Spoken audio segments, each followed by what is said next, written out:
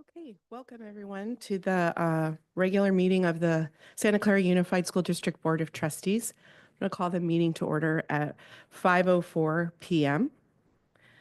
We'll do roll call. Trustee Canova is absent. Trustee Fairchild. Here. Trustee Muirhead. Here. Trustee Rotterman. Here. Trustee Ryan. Here. Trustee Watanabe. Here. Student Trustee Brown. And I am here. May I please have the introduction of our interpreter?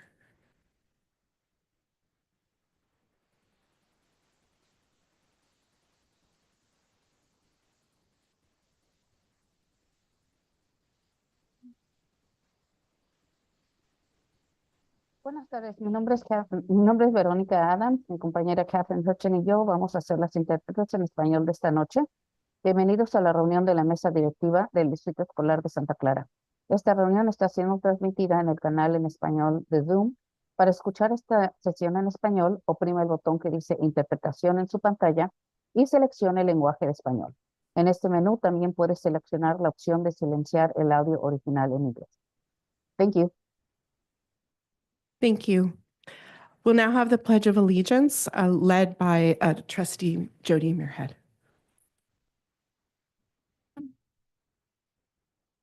Allegiance to the flag of the United States of America. Republic for which it stands, indivisible, with liberty and justice for all. Thank you, Trustee Muirhead. The mission of Santa Clara Unified School District is to provide equitable, engaging, and innovative educational experiences so that each student thrives in a global society.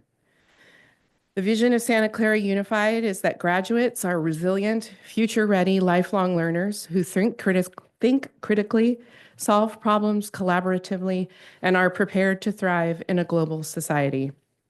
Santa Clara Unified School District acknowledges that our schools are on the traditional lands of the Tamiyan Nation, the Aboriginal American Indian tribe of Santa Clara Valley. We pay respect and thanks to their people, both past and present. Everyone's had a chance to take a look at the agenda. If I can get a motion and Motion to approve, Rotterman. Second, Muirhead. I have a motion and a second. Trustee Canova is absent. Trustee Fairchild. Yes. Trustee Muirhead. Yes. Trustee Rotterman. Yes. Trustee Ryan. Yes. Trustee Watanabe. Yes. Student Trustee Brown. And I vote yes. That passes 6-0 with Trustee Canova being absent. Let's see, guidelines for public comment at a meeting. Our board policy 1313 is our civility policy.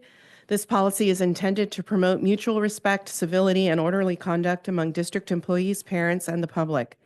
This policy is not intended to deprive any person of his or her right to freedom of expression, but only to maintain, to the extent possible and reasonable, a safe, harassment-free workplace for our students and staff. In the interest of presenting district employees as positive role models to the children of this district, as well as the community, SCUSD encourages positive communication and discourages volatile, hostile, or aggressive actions. The district seeks public cooperation with this endeavor. The board understands that the First Amendment provides strong protection for speech. However, the board expects that all speech and expression will comport with norms of civil behavior on district grounds, in district facilities, during district activities or events, and in the use of district electronic digital systems and platforms. Okay. Do we have any public comment on closed session agenda items? I don't have any slips. Is there anyone in the Zoom? No? Okay. So the board will now move into closed session. In closed session, the board will be considering the following. B1, consideration of the reinstatement of expelled with suspended enforcement student 061324A.1. B2, public employee appointment, Government Code Section 54957.6, management, principal, Wilcox High School. B3, public employee appointment, Government Code Section 54957.6, management, vice principal, McDonald High School, 2 positions. B4, public employee appointment, Government Code Section 54957.6, management, vice principal, Mission Early College High School. B5, public employee appointment, discipline, dismissal, release, Government Code Sections 54957 and 94954.5, subsection E. B6, conference with labor negotiators, Government Code Sections 54957.6 and 54954, subsection F. Agency representatives Gary Waddell, Superintendent, Jose Gonzalez, Assistant Superintendent, Human Resources, and Mark Shield, Deputy Superintendent of Operations, Chief Business Official. Employee organizations UTSC, CSCA, AFT, and unrepresented employees. B7, conference with legal counsel, anticipated litigation pursuant to Government Code Sections 54956.9, subsection D2, and 54956.9, subsection E3, 2 cases. And B8, public employee performance evaluation pursuant to Government Code Section 54857, agency designated representative, board president Bonnie Lieberman, title superintendent. The board anticipates being in closed session for approximately 75 minutes. Thank you.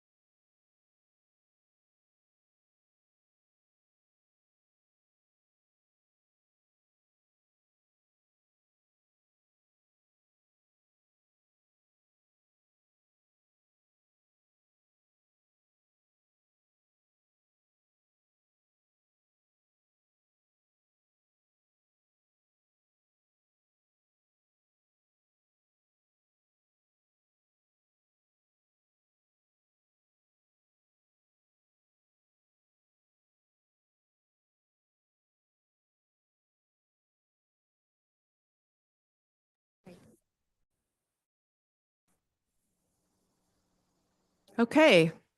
The Welcome, everyone. The board is back from closed session. May I please have the introduction of the interpreter?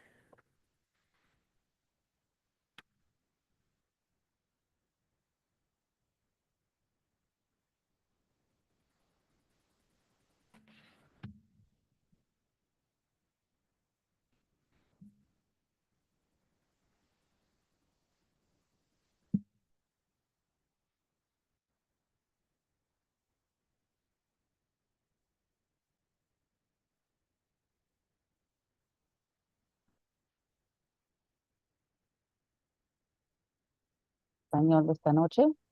Bienvenidos a la reunión de la mesa directiva del Distrito de Santa Clara. Esta reunión está siendo transmitida en el canal en español de Zoom. Para escuchar esta sesión en español, oprime el botón que dice interpretación en su pantalla y seleccione el lenguaje de español. En este menú también pueden seleccionar la opción de silenciar el audio original en inglés. Thank you. Thank you. Okay, the board report from closed session. For item B1, in closed session, the Board of Trustees discussed the recommendation of staff and related evidence regarding expulsion with a suspension of enforcement of student 061324A.1. For item B2, the board received information. For item B3, the board received information. For item B4, the board received information. For item B5, the board received information. For item B6, the board received information. For item B7, the board received information. And for item B8, the board received information. President Lieberman, Yes. I'd like to request, if it's possible, to have us take and amend the agenda slightly and have L1, which is comprehensive school counseling. We have quite a few people here for that, and I'd like to see if it's possible to move that to we'll call it F2, but right after F1, public comment on agendized items. Is that something the president would entertain?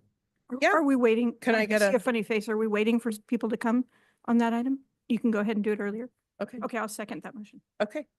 Okay, so trustee Rotterman made a motion to move item L1 to F2. And we have a second from trustee Muirhead. All in favor, please say aye. Aye. Trustee Brown, student trustee Brown, aye. Okay, that passes 7-0 with student trustee Brown also voting yes. So we will hear F2 L1 right after public comment on unagendized items. Okay, and now we'll move to D1, the report from superintendent. Dr. Waddell? Thank you, President Lieberman. A few updates. After our last board meeting, I was delighted to attend the Earth Day celebration at the district farm and nature area. Thanks to our awesome team and student docents who organized the day, and to all who came out to visit and celebrate with us. I want to call out this opportunity that we have to unveil a new greenhouse at the farm, which was made possible through the generous contributions of the Santa Clara Schools Foundation, Mission City Federal Credit Union, Stanford University, and Ardmore Institute of Health. It serves as a living classroom, giving students hands-on experiences in science, agriculture, nutrition, and environmental stewardship. We are very grateful for the support of our community and the foundation particularly in making such a unique opportunity available to our teachers and students. Earlier this week, our staff gathered for our spring equity convening. Special thanks to all of the team, the teachers, students, and administrators who presented. We stand behind our equity work and renew our commitment to create dynamic, supportive learning environments for every child. It was a pleasure last evening to attend the Hoffman Awards with the Santa Clara School Boards Association, where our LIT team, Literacy Intervention Teacher team, received a Hoffman Award, which occurred at Metro Ed. So it was a very celebratory night celebrating the work of our LIT teachers. This month is filled with staff appreciation days, including Teacher Appreciation Week, Classified Employees Week, School Lunch Heroes Day, Principals Day, School Communicators Day, and so on and so on. Thank you to our exceptional staff that approach the work with excellence. And I've said many times, our district is not the buildings and the structure, but the people within it. So thank you for all that you do to make SCUSD so special.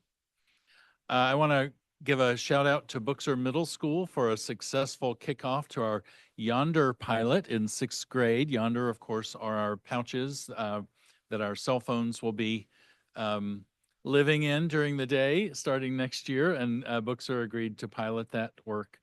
And they had a very successful kickoff. I understand the transition, the communications, the structures, all of it was just excellent. So thanks to Bookser for dipping into the pool first before the rest of us jump in.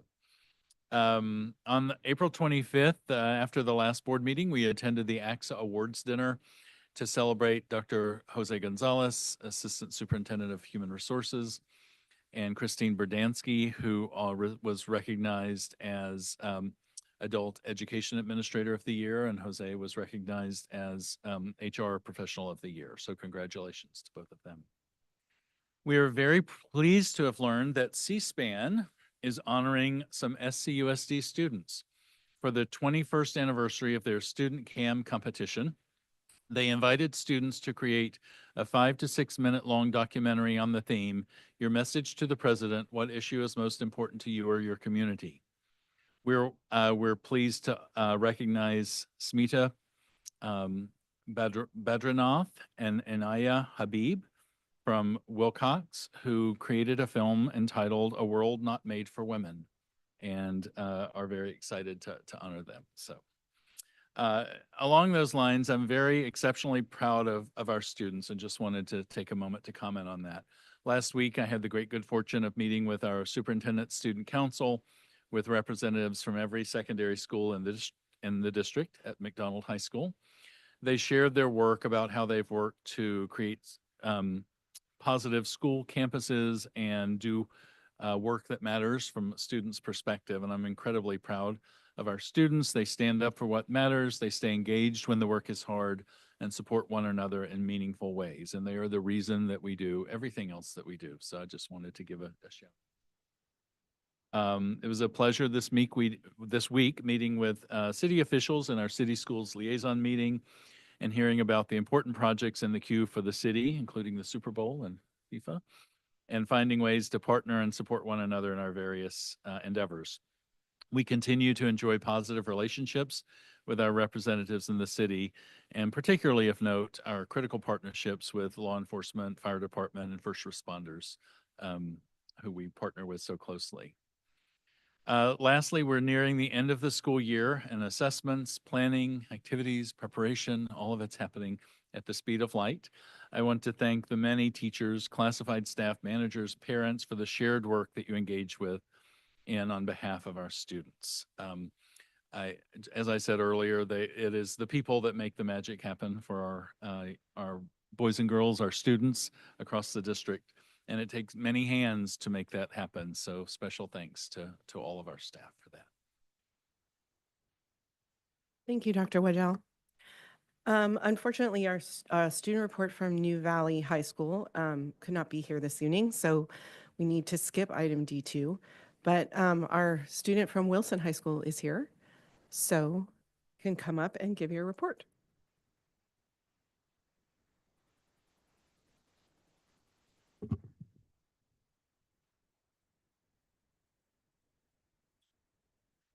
Good evening, board members.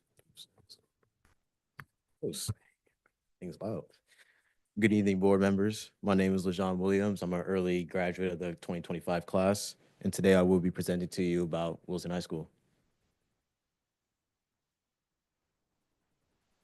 Thanks to a generous grant, Wilson High School students attended a field trip to the Bay Area Glass Institute, also known for BAGIA for short. Students were guided by professional glass artists and were given a hands-on experience to make glass into art.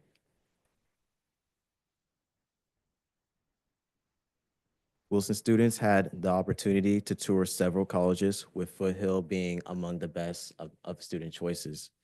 As I myself walked the campus with my fellow peers, it was not just Ms. Bennett, but also Ms. Wenzel showing us the experience of what college life truly is, and giving us extensive knowledge on what we should be doing in college. With a warm welcome from spring, Wilson staff and students held a celebration to fully embrace the spring spirit with a full afternoon of creativity and being well connected with the community. Here's some pictures of our garden.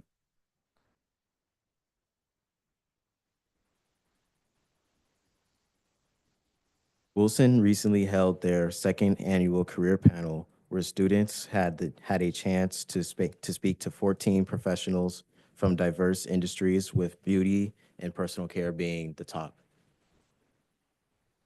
favorite.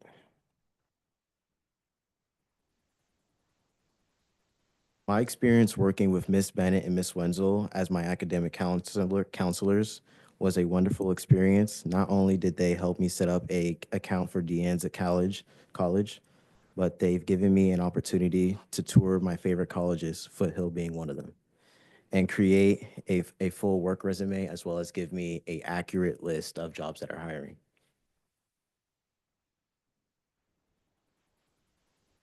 Wilson partnered with ESC to host a Goodwill donation drive where students was able to not only achieve community service hours, build a strong relationship with families, but also be established among their community and peers and spread positivity throughout with a meaningful cause.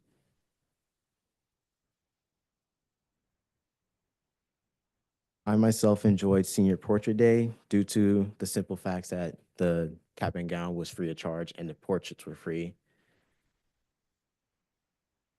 The best part of the Senior Portrait Day was seeing my peers and fellow staff members look at each and every one of us equally with love, support, and congratulating us because we've made it through about 12 years of schooling.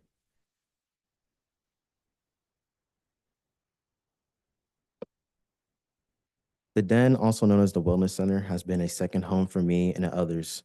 Due to the Wellness Center being located in the Den, it created a safe space. The Den is also recognized beyond campus. Our Wellness Center coordinator presented the Wellness Center as a case study at the school's climate conference, where the presentation was more than successful.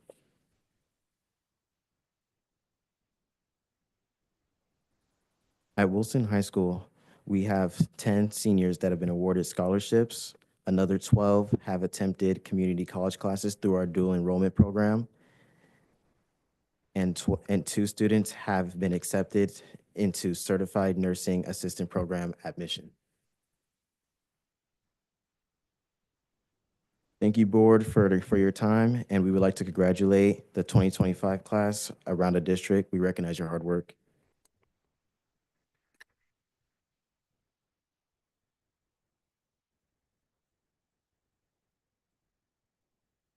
Thank you so much for your report. Okay, we'll move now to item E1, reports from union presidents. Ms. Alpin.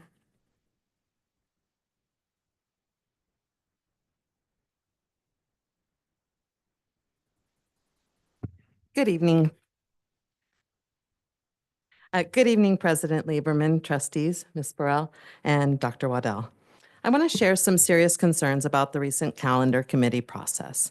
Concerns not just about outcomes, but about how we got here and what it reveals about broader issues of trust, direction, and governance. The fundamental issue, the lack of guidance from the board to the committee. Without a shared understanding of the board's expectations or realistic parameters for change, the committee was left to explore ideas without direction, leading to proposals that were, quite frankly, unworkable for a unified school district. Suggestions like creating 2 separate school calendars or implementing 3-week vacations may have come from a place of creativity or frustration, but they disregard the reality that many of our students face. Students who rely on school for meals, stability, and a consistent routine cannot afford these types of disruptions. When adults in leadership float those ideas without grounding in student need, it signals a troubling disconnect. This disconnect increased by how the committee was structured. If we're going to seat a board member on a committee, we need to be clear about their role. When that member participates but does not report back or engage to the rest of the board in a meaningful conversation, it creates the appearance that that one person is speaking for all. It is no surprise that people feel frustrated with this process or that the trust in this process is fading. If we want community members and staff to continue engaging in good faith, we need to give them a process that honors their voices and uses their time wisely. That starts with the board providing clear direction, setting reasonable guardrails, and ensuring any board involvement is accountable to the full board. All that said, I want to end on a hopeful note. because we have dedicated staff in the district who are doing amazing, thoughtful work every day. I had the opportunity to visit Booksir Middle School to observe the pilot rollout of the Yonder bags. What I saw there was a perfect example of what's possible when planning, professionalism, and purpose come together. The level of preparation by the staff was clear. And dare I say, the sixth grade quad felt calm and focused as the students took out their Yonders and engaged in the morning check-ins with their teachers. A special shout out to Secretary Annette Viscara, who exuded pride and efficiency. She highlighted that the Yonder program is already creating opportunities for deeper, more meaningful interactions with students, something we should all celebrate. So while there's work to be done to restore trust and improve process, I'm reminded that the heart of our district, the staff, students, and schools, is still strong and moving in the right direction. Thank you. Thank you. Ms. Wysocki?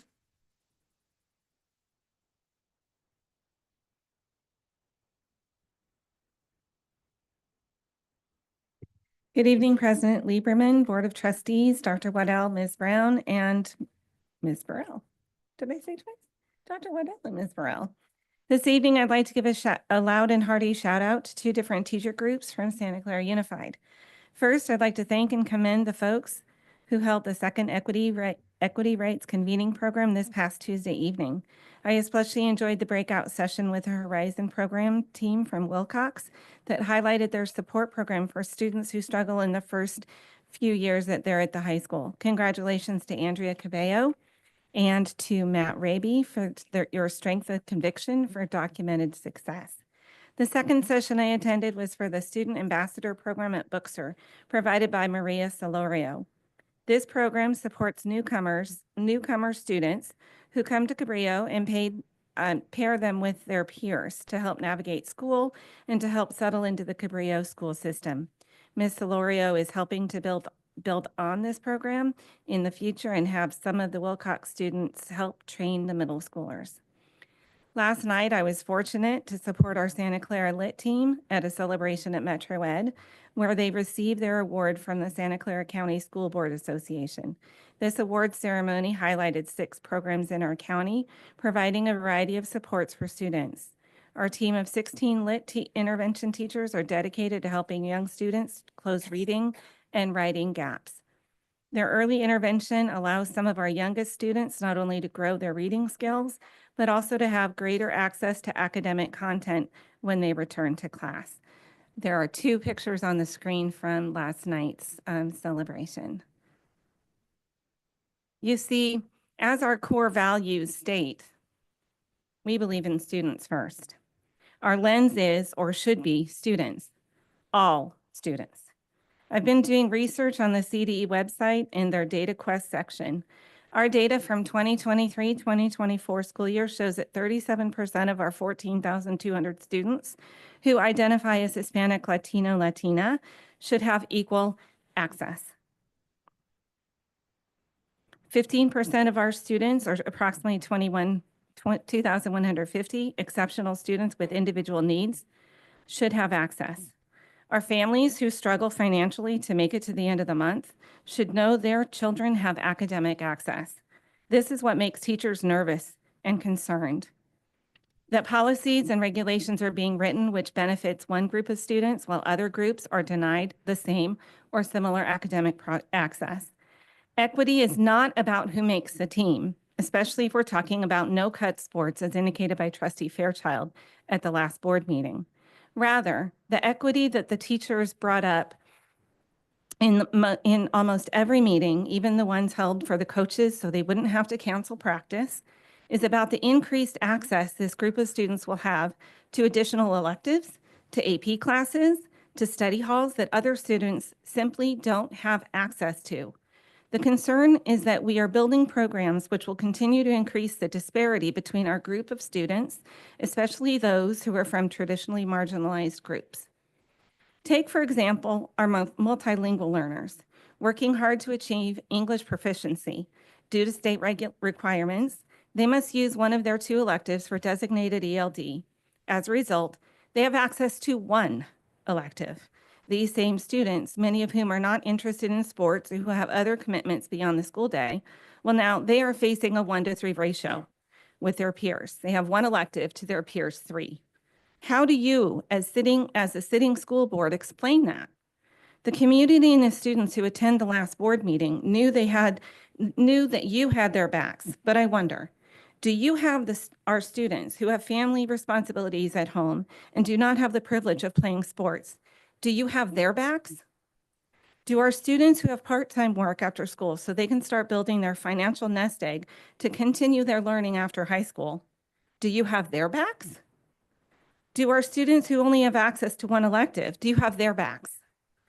Do our exceptional students with individual needs, do they feel your support at the same level? Do you have the backs of our families who are disengaged from the school system, whether from their own personal academic experience or due to the fear they feel every single day from an unrelenting chaos in our national climate? Do the teachers who fear their security of their teaching positions as a result of this structural change and who have raised the concern at every board policy committee and school board meeting, do they trust you are watching out for them?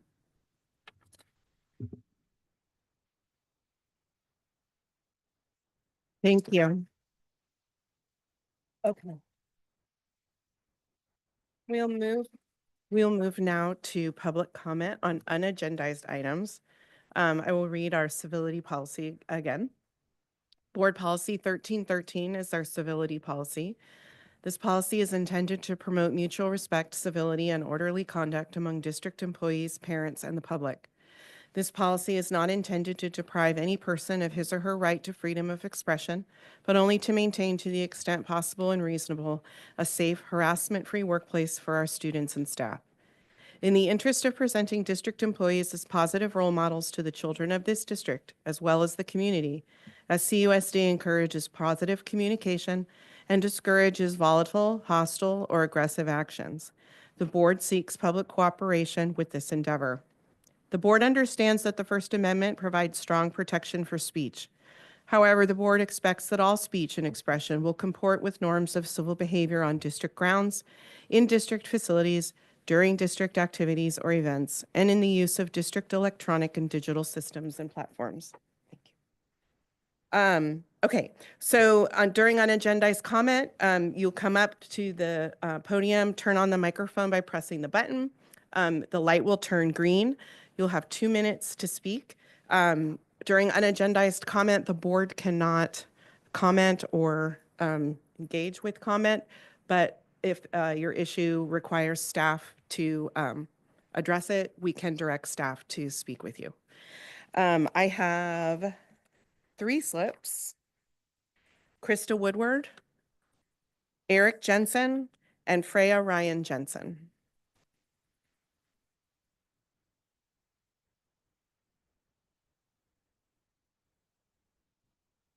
Thank you. Good evening, everyone. I'm Krista Woodward. I'm a teacher at Wilson High School. I'm really proud of the student who just spoke a few minutes ago.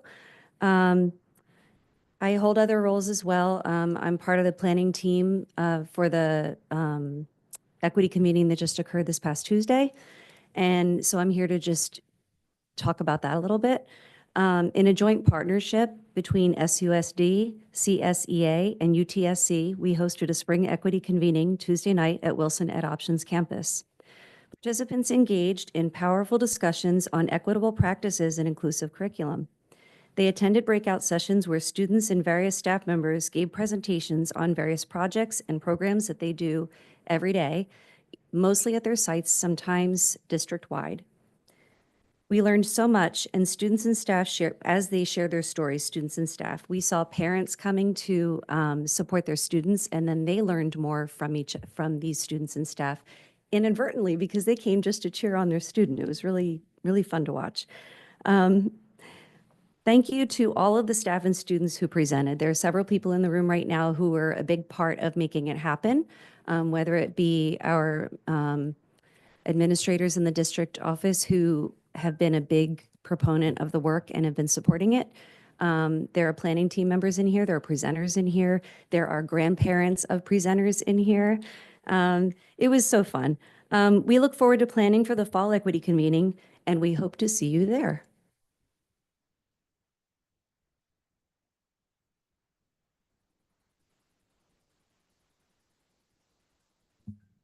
Hello, my name is Eric Jensen. I wanted to talk to you because, I've been coming to a couple of these meetings once in a, when things come up where we could see a change that might help some students. And unfortunately, often when that comes up, there's a lot of fear from the union of job loss or some other loss of control. So I know that there's no plan to make any changes in staffing for next year. But, and also that even with this doesn't happen, if this doesn't pass, we have no idea what's going to happen in 2026, 2027. So I'd like to ask the board to see if we can have positive change for students while allaying some of those fears. Perhaps there's a way where we can have kids be able to be excused from PE when they are already spending hours. Trustee Lieberman, this is an agendized Oh, comment. sorry. I'm so sorry for interrupting. Sorry. It's agendized. Oh, okay. So you can wait to speak in, I think it's L2. Well, I think I made my point. Oh, okay, yeah. Please So, find a way to work with them okay, and so, have change. okay.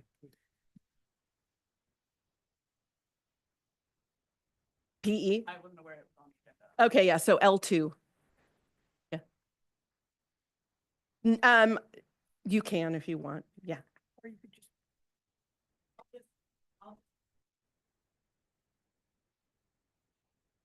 Okay.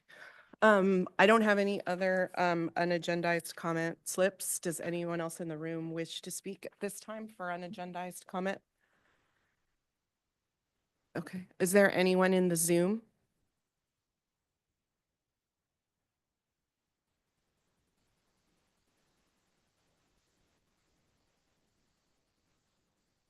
Okay.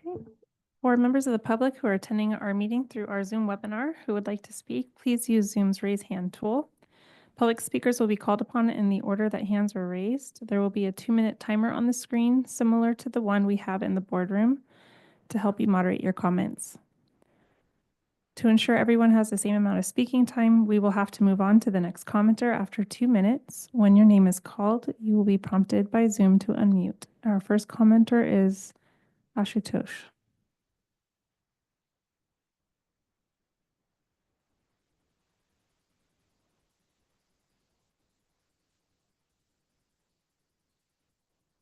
We can see that you've unmuted. Can you try speaking?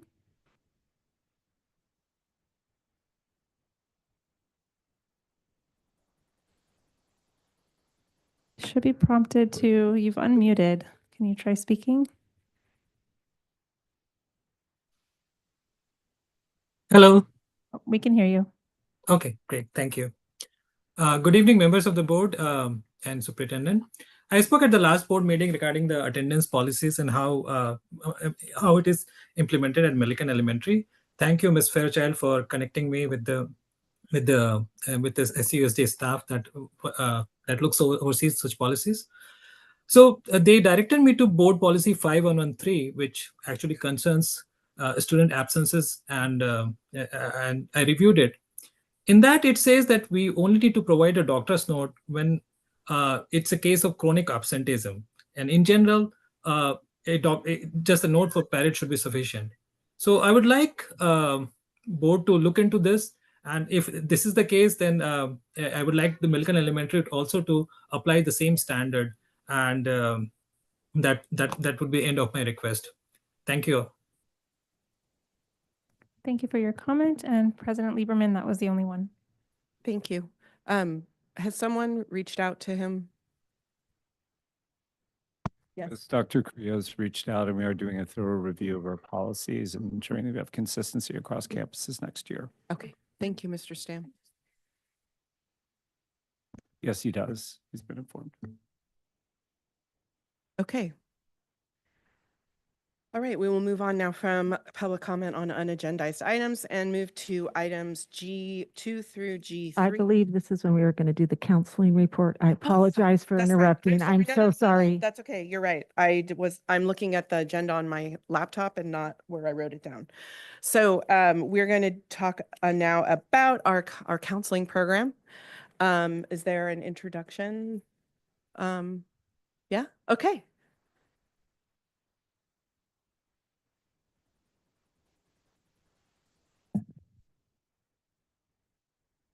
Good evening, President Lieberman, Vice President Canova, Dr. Waddell, and Board of Trustees. Thank you for this opportunity to share about our comprehensive school counseling program in Santa Clara Unified. My name is Amy Herron, and I'm the district lead counselor, and I have the privilege of working with all of the middle and high school counselors in the district. We wanted to take this opportunity also to thank you for your investment in our work, our partnership with Hatching Results, and wanted to report back some of the impact that we have seen in the last year.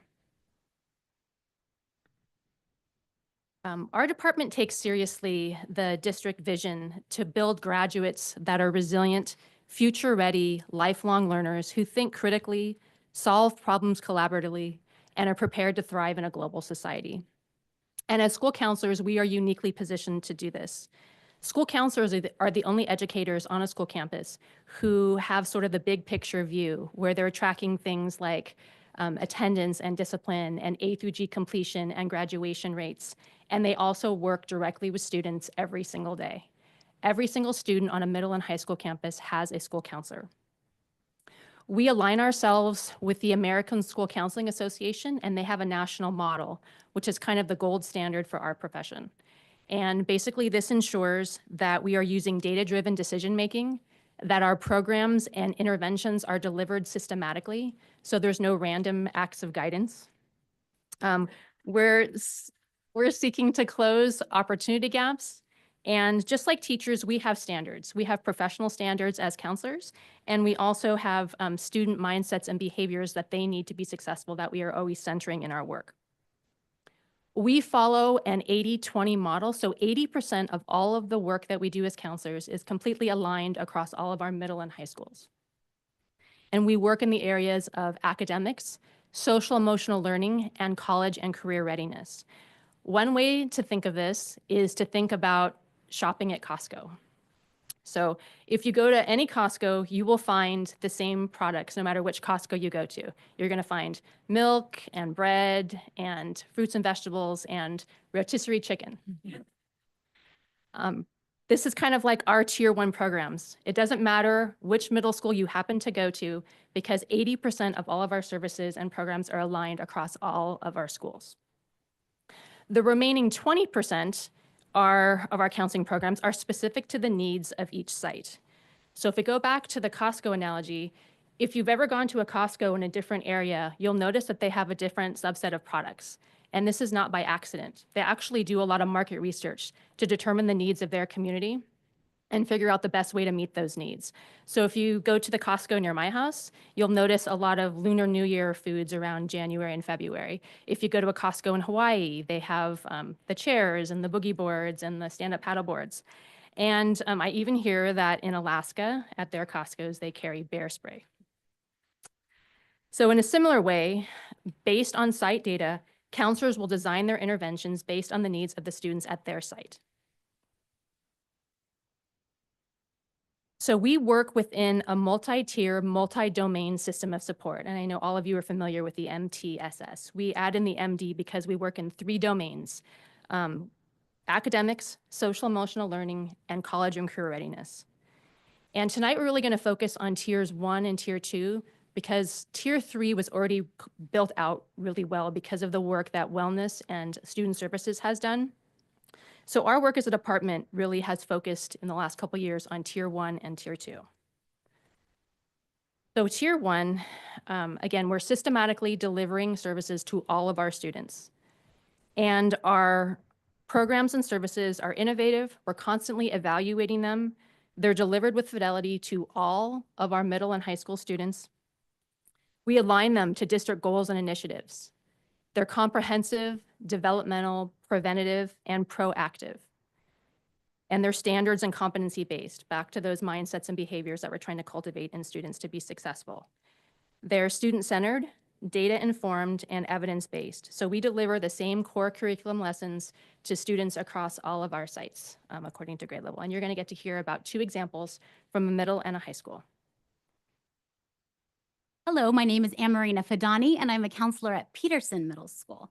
So to provide a bit of context, starting in 2020 for 3 consecutive years, our district counselors, we administered a needs assessment, and we wanted to do that to better direct our practice. And so what we found was at the middle school level that the most frequent request from students was that they wanted more information about preparing for high school and preparing for college. So in response, our district's middle school counselors came together to formulate a Getting Ready for High School and Beyond unit comprised of 3 classroom lessons that we gave to all of our 8th grade students. And this includes students with IEPs and our English language learners. And so we surveyed our students before the first lesson and then again a month and a half later after our lesson number 3. And I wanted to share a few highlights of our impact data. So at Peterson, we had a 315% increase in students who knew the number of credits needed for graduation. So graduation requirements are starting to click, and that's exciting. And we also had a 10% decrease in the number of students reporting that they were nervous about starting high school. And as with all Tier 1 efforts, we know the importance of repeating the content until it sticks. So Santa Clara High will share how the work we do in middle school is reinforced at the high school level. Thank you. Hi, my name is Katie Weeks. I'm a counselor at Santa Clara High School, and with me is my colleague Daniela Azuela. So at Santa Clara High School, we just want to highlight some of the work that we did with our freshmen and how we are helping them be college and career ready. This year, we transformed our approach with our classroom lessons, thanks to the professional development that we've had over the last couple of years. And we created lessons with fun and interactive activities so that the students can actively engage with the material to retain the information. Through this, we implemented the use of translated handouts. We used guided notes and worksheets, which were also translated. And we had the students enroll in our counseling information Google Classrooms so that they could access all of the information over the 4 years. Those are just to name a few. Our Freshman Fundamentals Part 1 content is more about making connections to a new school. And so in that, we had them building relationships with their counselors, how to communicate with teachers, and how to get involved on campus through clubs and sports and other things. Our Freshman Fundamentals Part 2 content was more academic based. So we taught the high school graduation requirements again with activities.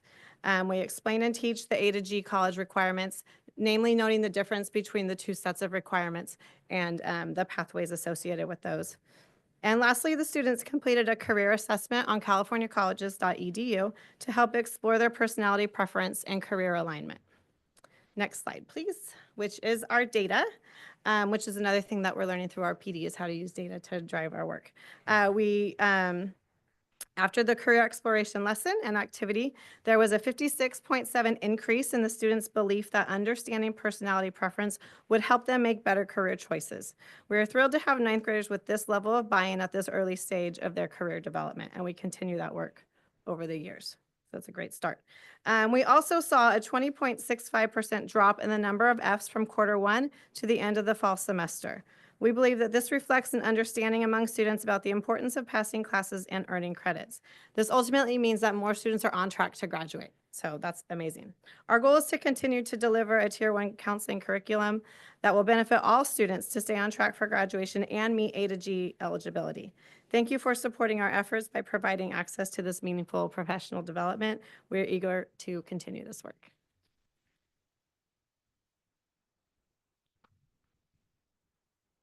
So now I'm going to talk about Tier 2. Let's see. So Tier 2 is important because in many ways, this is where opportunity and achievement gaps are closed.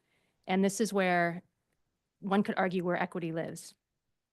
So each middle and high school, they looked at their site data and they created an intervention to target a smaller group of students. And our Tier 2 interventions are centered on students and they're evidence-based. They're providing They're provided to students identified by a predetermined data metric. So it's not, again, we're taking out the randomness. It's not based on referrals. It's not our opinion. We've already decided what data piece we're looking for. We query, and then we include those students in our intervention. The interventions are implemented systematically with fidelity, and we're constantly evaluating them for effectiveness, because an intervention is only effective if students are measurably different as a result. And then we're using a root cause analysis to improve our work when we go through this process. And now you're going to get to hear about 2 examples, one from a middle and one from a high school, about their tier 2 work. Good evening, everyone. I am Marcy Van Horn. I am the 6th grade school counselor at Bookster Middle School and former teacher. I cannot stand here and do this. I got to walk. I got to use my hands. I had notes, no idea where they are. So I wanted to talk to you about Bookster's homework club support. So 3 years ago and 4 years ago, when we came out of COVID, we started to really look and figure out what needs did our students need, essentially. And so we gathered data off of the needs assessment, and Bookster realized that our newcomers, our ELs, our McKinney-Vento foster youth students really wanted homework help, and they wanted a space to have something to do after school. A lot of them are going home, no one's there, no one can help them with homework. And so based on this, we created Homework Club, which is Tuesdays and Thursdays after school, and it's a safe space for students to come. At first it was drop-in, and then we realized we need to target students. So we pulled data, Ds and Fs, teacher recommendations, going through the SST process, and we had students invited to come. Next slide, please. So what I wanted to really share is that students come, they have a safe space, and they're able to work on things. They could do group work. They're getting one-on-one attention. We do have a very strong partnership with Santa Clara University. So Santa Clara students are there also delivering some one-on-one tutoring. Counselors, teachers, it's a good space to have them come. We realized that our students were coming consistently. We've got 95% attendance rate. About 61 students have come all year long. Based on that, 33 are 6th graders, and in looking in their data for this year between Q2 and Q3, we have decreased the number of Ds and Fs by 22.2%. We've also increased the number of As and Bs by 9%. School counselor, it's very, very hard to capture what we do. And so I went out and gathered qualitative data, and I've put some quotes on there, but I think it's very important. If you've had a middle schooler, you've been a middle schooler, they cry all the time. Let's not have them cry over homework. So that is Bookster's Tier 2 intervention program. I shall pass it along to my lovely colleagues. Hello, everyone. My name is Adam Rios, and I'm with my colleague Christina Watkins, and we're part of the Wilcox High School counseling team. Due to being a part of the RAMP process, we've been very intentional and looking at data and being very data-driven in all of our services. We wanted to shout out our administrative leader, Michael Steeren. He's been very helpful in this process as far as leadership, consistent support across anything we needed. And as far as advocacy for the counseling department, he's been an extreme help for teacher buy-in and just, I would say, all around school climate for us and the counseling department. In our data dive, we wanted to really focus on increasing our overall Hispanic student graduation rates. We decided to focus on 9th grade specifically, as it is the earliest point where we feel we can make an impact in their academic journey. And it's also the first point where students can be off track, off the A to the G track for college. Looking at data from last year, we found that almost 70% of 9th graders who had a D or an F at the end of the year were Hispanic students, which is a large number for any school.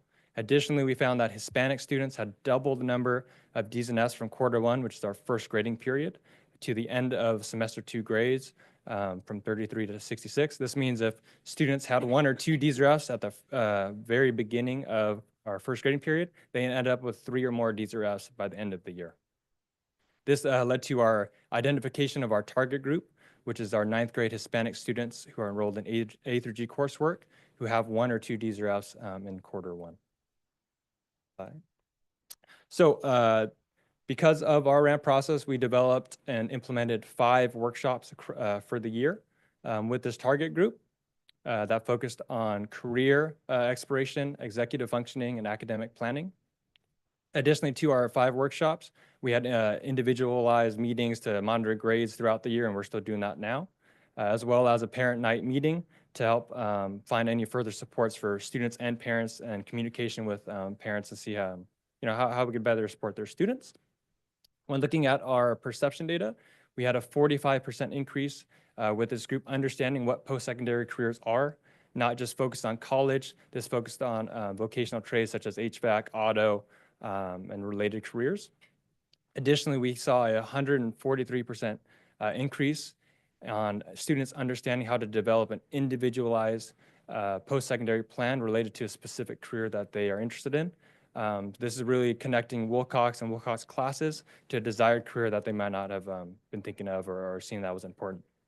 And just from our experience, we've definitely seen a positive mindset shift from being aware that C's and above are important to keep doors open for all of our students, and specifically in this group. And we actually have some students that come in and they're expressing that they're losing some sleep because they're so wanting to get a C in the class and they're so close.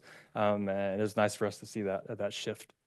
As far as next steps, our department is looking forward to reviewing the end of year grades with this group, as well as we're going to follow this group next year with new Tier 2 interventions, as well as review our needs assessment for this year to drive a new Tier 2 ninth grade target group for next year. Thank you.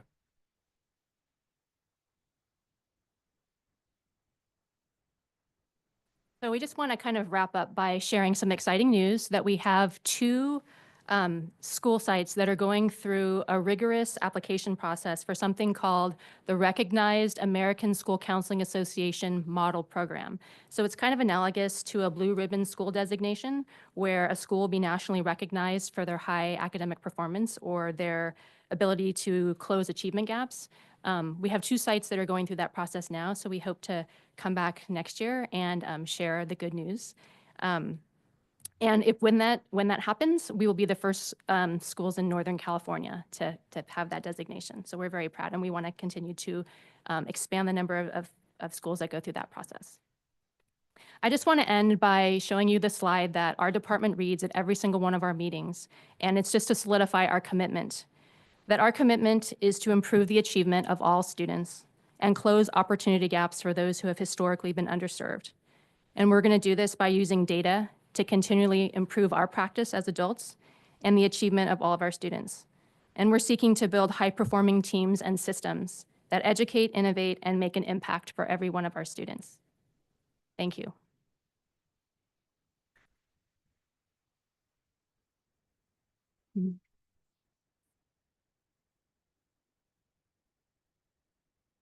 Thank you so much.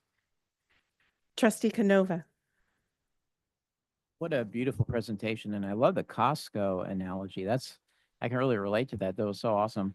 But your role is so critically important. School is complicated. I mean, it really is. You know, it's very overwhelming for students. And you really are in that pivotal place where you really help them make sense of it and chart a course for their lives. And your numbers, your data shows the success that you're having. And I'm excited to see this because you play such an important role. High school, you know, I love Metro Ed. You know, I'm involved with Metro Ed and career tech, and you'll see a lot of students, and there's 6 districts that participate, not just ours, but you'll see a high school student who in their home high school, they were bored out of their mind, but then a counselor connects with them and gets them on the right track and says, you can get this coursework over here at Metro Ed, for example, or wherever it might be. And then all of a sudden that student who was bored out of their mind, math makes sense. It connects, the lights come on, you see the passion in their face. And that, as a board member, when I see that, that just gives me such a rich sense of accomplishment, a good feeling, because you know that track that they're going on is going to carry them through their lives. It's going to make their community better. They're going to create jobs. They're going to create businesses. They're going to make our society better. And you do that every day. You're connecting with kids every day. What an important job you have. What a great presentation. The data is amazing. Thank you. Trustee Fairchild. Thank you so much. That was such an excellent presentation. And what's even better, and I'm sure the other current parents on the board who are experiencing these programs can attest they work. I was amazed to have, when both of my daughters were in 8th grade, one's in 8th and one's in 9th right now, just have them come and talk to me about their 4-year plan. And they talked to Miss Glenna Hall and they, and just everything about what they were thinking. And I was just so grateful for that guidance and just that big picture thinking of high school that they were getting through these programs. And it's very helpful, especially because, the requirements keep changing. I remember when I used to work at the high school level, we had, I believe, 3 semesters of PE, 3 quarters of PE and a quarter of health. And now they have a year of PE and they have ethnic studies and then they have the health. And so just helping them navigate those changes and requirements was it was invaluable as a parent, even with a parent who thought she had a little bit of knowledge. So anyway, thank you for all that you do because we love you. Thanks. Trustee Muirhead? Thank you, President Lieberman. I really like the presentation.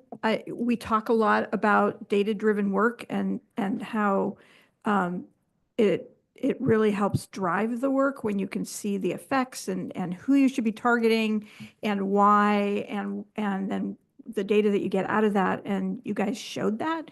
I think it's one of the few times where we've really seen a presentation like that, where what you're doing was based on data and then you have data to show for it. And yeah, I really like that. I've been lucky enough to be participating in the advisory council. Did I get that right? Okay, for the RAMP program at Wilcox. And it was really interesting to hear that you were targeting 9th grade Hispanic students and why, because it made so much sense. And here we are talking at this level about the poor achievement of our Hispanic students. And there you are, like you're targeting those exact students and you're doing something about it and you're helping them. And you even had reasons why to target the 9th grade students and only had 1 or 2 D's and F's and not the ones who have 5 or 6 D's and F's.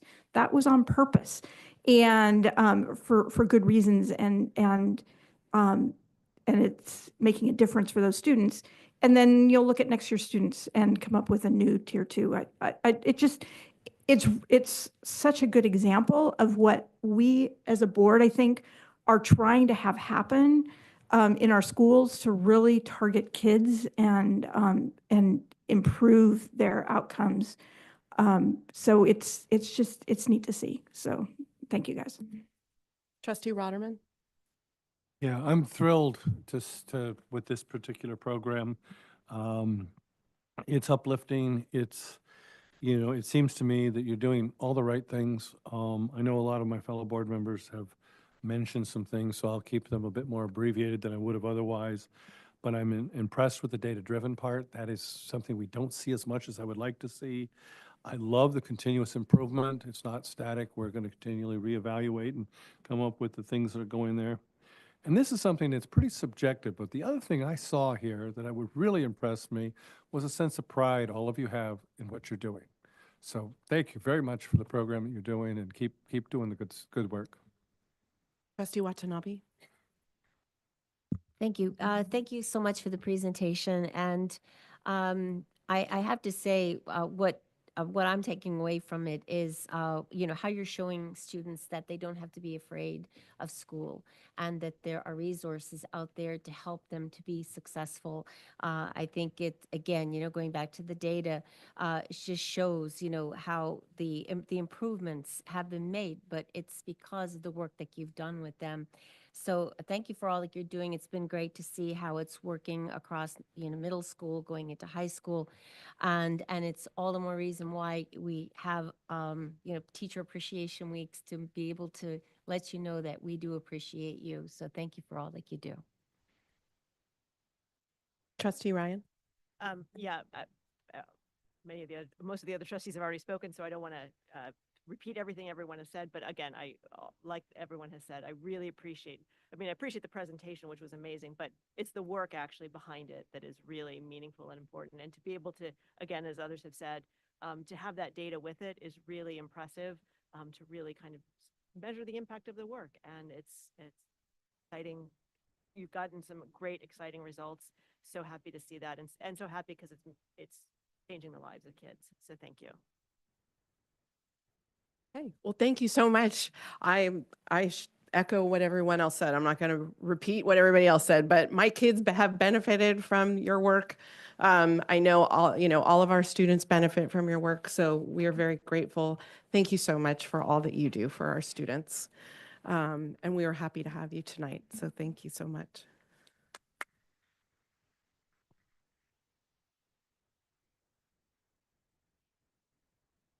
Okay, now I'll go back to do what I was going to do incorrectly before. And we will do items G2 and 3 are Excuse me, human. were there people who wanted to speak to this topic? L1? Okay, thank you. I just thought I heard somebody earlier want to. So Does that's anybody fine. want to speak? Okay. Okay, good. Okay. I don't have any slips. Okay, so can I get a motion to approve our consent items for human resources? Motion to approve, Rotterman? Second, Muirhead. A motion and a second. All in favor, please say aye. Aye. All opposed? That passes 7-0. Consent items H2 through H28. Motion to approve, Rotterman? Second, Muirhead. All right, we have a motion for trustee Rotterman, a second for trustee Muirhead. All in favor, please say aye. Aye. Trustee, all opposed? Student trustee Brown? All right, that passes 7-0 with student trustee Brown also voting yes. Okay, I1, second reading of board bylaw, board policy updates recommended from the policy committee meeting on May 2nd, 2025. Trustee Muirhead, do you, as chair of the policy committee, would you like to speak to those? Sure. Well, I would just say it came to us once already, so that's why I said it's second reading. The comment at that point was it was a pretty lengthy combined policy. So could we divide the two parts of it into separate policies? So we've done that. The content is the same. It's just been divided into two. So that's the only change. Okay. Do we need a motion? Motion to approve. Okay. Second, Rotterman? Okay, a motion from trustee Muirhead, a second from trustee Rotterman. All in favor, please say aye. Aye. Aye. Any opposed? Student trustee Brown? All right, that passes 7-0 with student trustee Brown also voting yes. Item J1, the appointment of the principal at Wilcox High School. Dr. Gonzalez.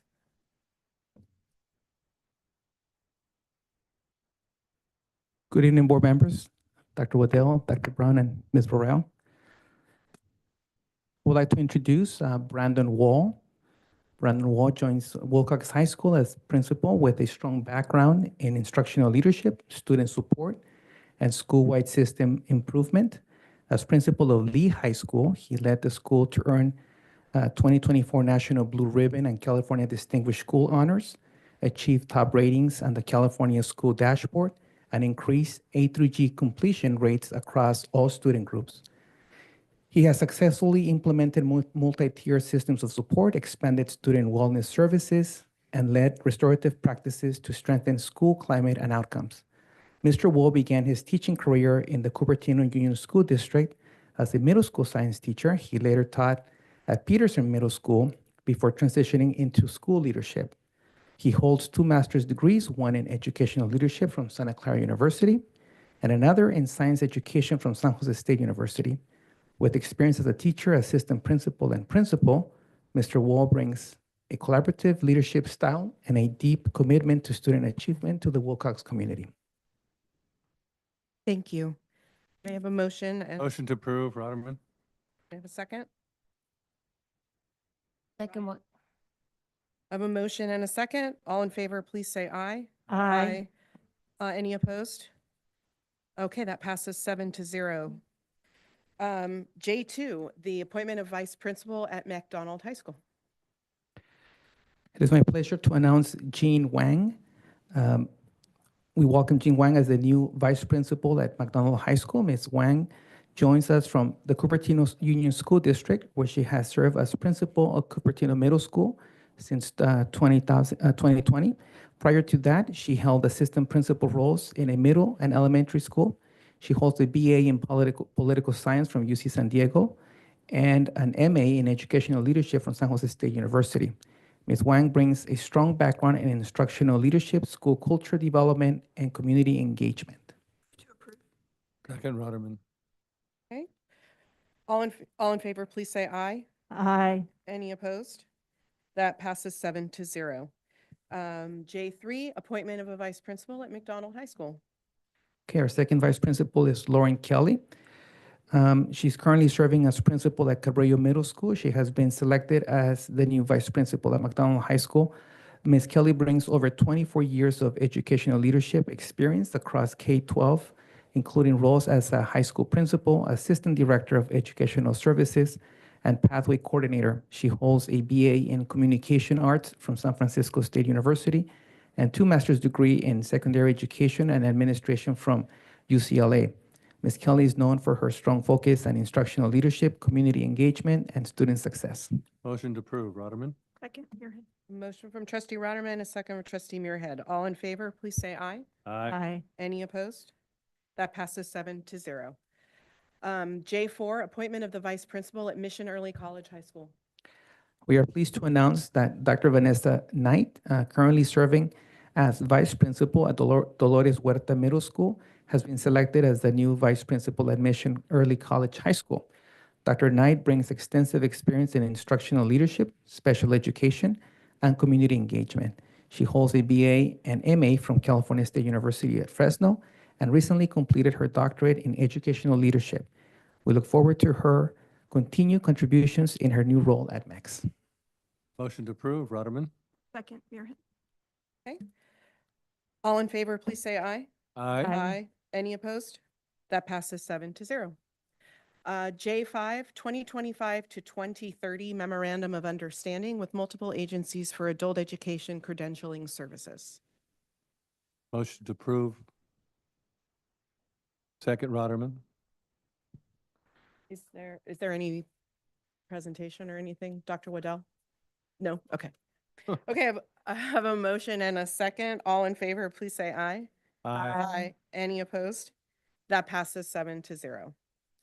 K1, consideration of the reinstatement of expelled with suspended enforcement, student 061324A.1. Do I have a motion to enforce the expulsion for the remainder of time on the original rehabilitation plan for student 061324A.1 with a change of placement from Cabrillo Middle School to home hospital instruction, and that student 061324A.1 can apply for reinstatement at the end of the original expulsion term, June 13th, 2025. So moved, Rotterman. Second, Watanabe. A motion by trustee Rotterman and a second by trustee Watanabe. There's a roll call vote. Trustee Canova. Yes. Trustee Fairchild. Yes. Trustee Watanabe. Yes. Trustee Muirhead. Yes. Trustee Rotterman. Yep. Trustee Ryan. Yes. And I vote yes. That passes 7-0. Okay, L1, Final Administrative Regulations 6142.7 and related exhibit. L2, I'm sorry, yeah, L2. Is there any, nothing? Okay, so I have, it's an information item, so I don't know if anyone has anything to say, but I have slips for this one. So Michelle Bumbaka, oh, I'm sorry, trustee Fairchild, go ahead. Thank you. There's been a lot of discussion about this, and last board meeting we talked a lot about things, and there were things that I held back, and it was because I really believed that everyone who was working on this was working on it with their best intentions, and it wasn't my intent to disregard those best intentions. I just had to share the information from EdCode. But one of the things that I didn't share was the reason I was prompted to call. And that is because when I looked at the prerequisites, I knew that the moms with my resources would navigate those no problem. I knew that they would get through those prerequisites. But what I also knew is something that we go over every time, and that our chronically absent kids who also happen to play sports sometimes were the ones that going to be penalized by those prerequisites. And those chronically absent kids, which we go over every year, are the kids that were just listed in that counseling program. They are our Hispanic kids. They are our foster youth. They are our low income. They are our special ed. And that is one of the things that we talked about when I called, because I was concerned that prerequisites that were focused on attendance and grades in PE, which is very heavily based on attendance, was going to hurt those kids and their ability to get the access to that credit. And so I felt like everyone was coming from the right place, but it was interesting when I started that conversation then to understand that we actually couldn't give credit, that we had to give an exemption. And so it's one of those times where I feel like we're all looking at it from a good lens. We're just looking at it from a different lens. And so I did have a question from Mr. Stam really quick. Because one of the directions was for you to talk with the CD, or, you know, because if the interpretation was wrong, I'm happy to be wrong. But I'm just curious as to, as you further looked at what we talked about last board meeting, what was the guidance you received from the CDE?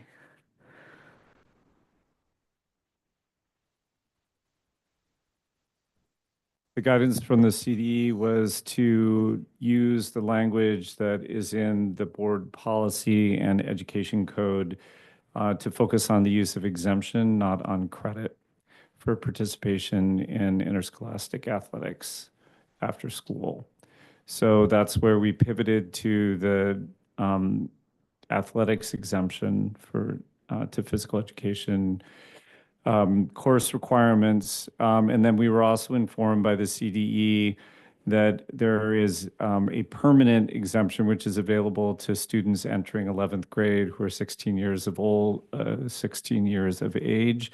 And that exempts them from the PE minutes requirement for the remainder of their high school career through graduation.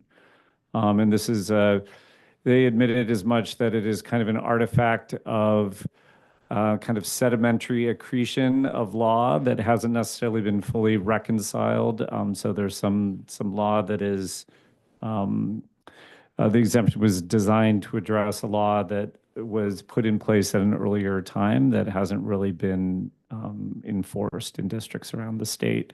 So in the interest for us to be in full compliance under the direction of Dr. Waddell, we are establishing this permanent exemption, which will be part of the annual student renewal process, so that it won't be an onerous process through which students who lack means or awareness or understanding could perhaps be subject to an inequitable application of the ed code in that way.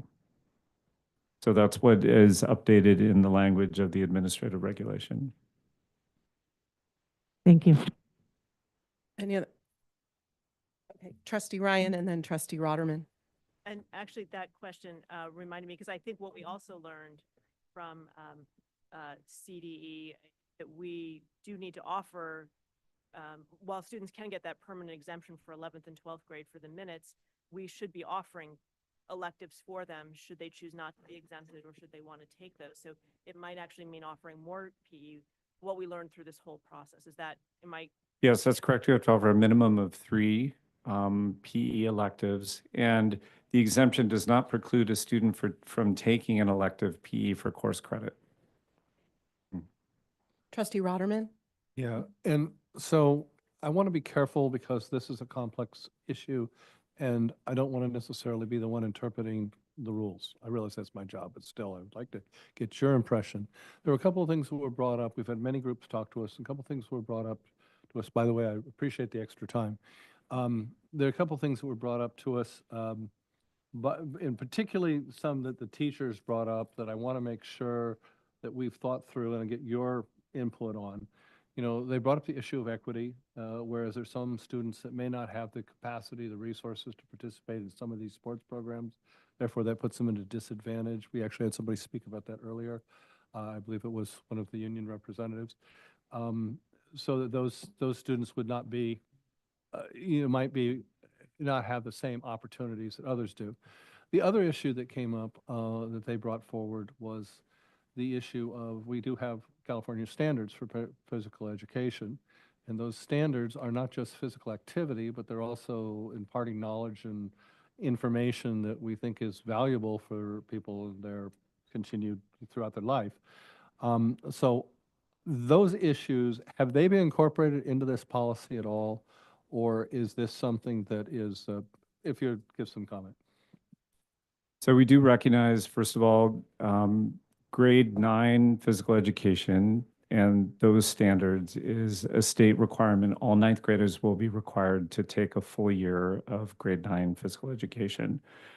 There are some standards in course 2 PE, which is typically called sophomore PE, but it could be taken during the junior or the senior year as well, that we will work over the summer with physical education teachers who are, interested to do some standards compaction, similar to what we've done in a couple of our mathematics courses as well, so that we're maximizing the exposure of students who may only take ninth grade PE because of an athletics exemption, get the exposure to the full range of PE. And some of that has to do with dosage, the number of weeks that students are engaged around particular standards.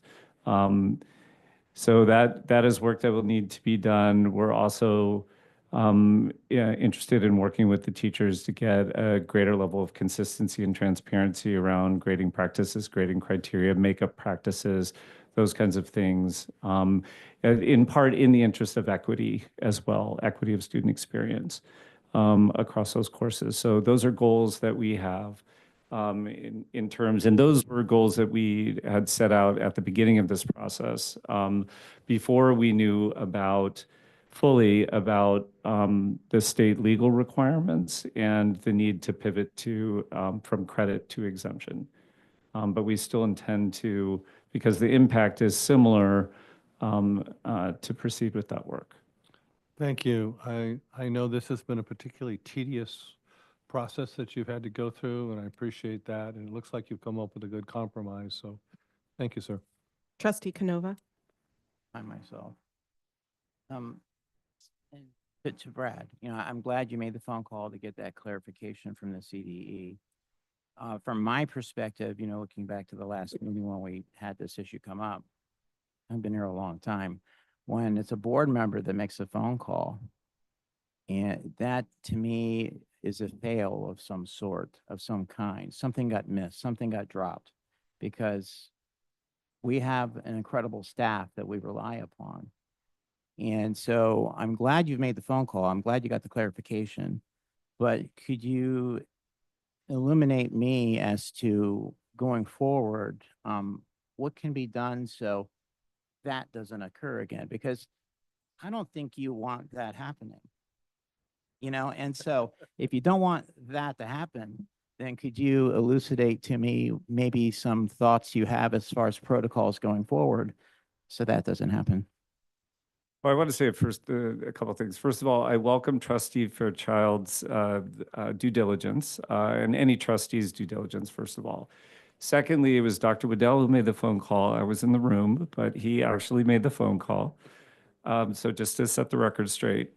And thirdly, I think we were operating under, I think, a well-intentioned assumption, because so many districts were using the credit path around the state, that we assumed that this was actually the norm rather than something that, well, it was the norm, but not necessarily something that had legal confirmation. And in calling the CDE, they admitted as much, that they have a pretty heavy lift ahead of themselves trying to wrangle other districts into compliance with the actual letter of the law or get the law changed.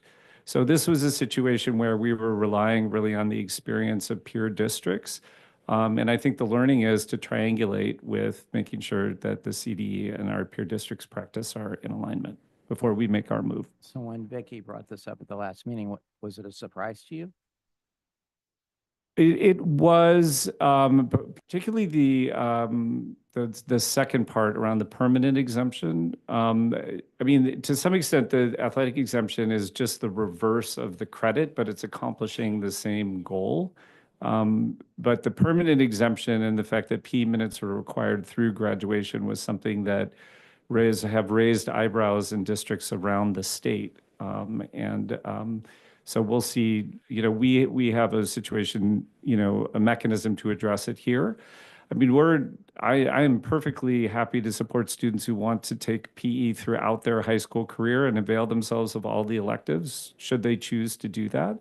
But it is, the way we are setting it up, it will be a choice versus a requirement. And I'm not trying to be hard about this, but we have a school named after Don Calajon. He was a superintendent here briefly. He was a school board member here, and he has a school named after him. And one thing that he used to say when he sat here at this board is when things reach the board, something's failed, something's been missed. And I'm not trying to put it all on you, but I am just trying to bring back his words from the past that when it comes from a board member, you don't want that. That's all I'm saying. Trustee Watanabe. Thank you, President. So there were two issues that I know I was concerned about, and well, one in particular, I think that was expressed by the board. The importance of hearing from the stakeholders and just wanting to ensure that all of the stakeholders have had a say in the changes that are being brought forward tonight, just to make sure that everybody's been reached. And also the legal requirements, to ensure that, I know there was a concern about that last week. It was, I think, brought up by Trustee Fairchild. So just wanted to confirm that those two things have been addressed. We did have input sessions with the various interest groups. We had 2 parent input sessions, 1 student input session, and I believe 6 teacher input sessions over the course of the initial phase of this process. Not everybody was happy with the result. This was a challenge in order to try and address everyone's interests, although I do think that holding harmless in terms of the staffing impact next year also represents a gesture, an important gesture towards the high school physical education teachers whose course numbers may be impacted, probably will be impacted by the implementation of this exemption. But next year will allow us to gauge that impact. It'll also be an opportunity to perhaps create a new PE electives that can be offered in the kind of competitive landscape of elective courses to attract student interest as well. A follow-up question to that. So based on that, do you foresee that there will be a loss of classes, like PE classes in the coming year, or? Next year, no. Okay, okay. Yeah. Beyond that, we will have to assess next year before we could come to any determination. Okay, thank you.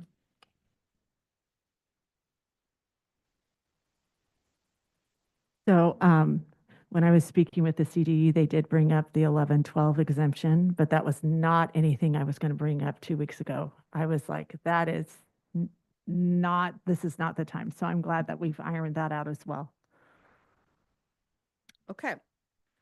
So now we'll go out for public comment. I have slips from some members of the public. So first is Michelle Bumbaka, Freya Ryan Jensen, and Kimberly Williams.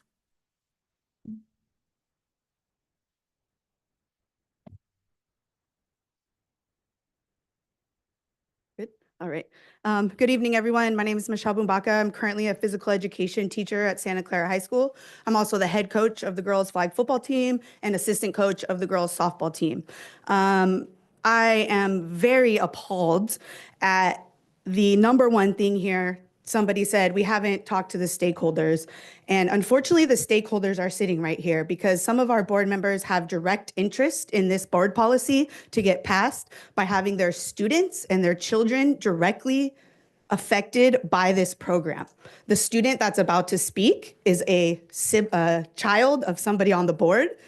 And according to board policy bylaw, SCOSD bylaw 9270, it says that according no district official defined as a board member, district employee, or other person in a position designated shall participate in the making of any decision for the district when the district will or may be affected by the board members, district employees, or other designated persons' financial, family, or other personal interest or consideration. All right? That is totally unacceptable that these people are sitting here and their children will directly be affected by this, and they're in the small percentage of students that will benefit from this board policy. That is ridiculous. That is ridiculous, everyone. How can you sit there and say that? 9 years ago, I was hired in this district because we had a value for physical education. We expanded our elementary school program. We have one PE teacher at every site. We hired 11 PE teachers that year. I ask you, what has changed in those 8 to 9 years? Where has the value for physical education gone? You're sweeping this in on us, throwing it in there, just trying to get it passed for your own benefit.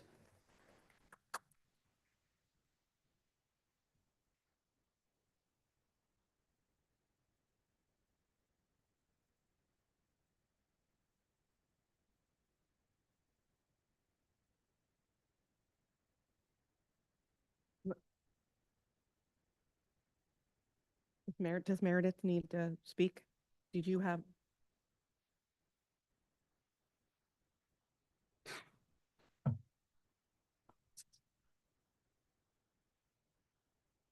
Yeah, if you have something to say, please go ahead.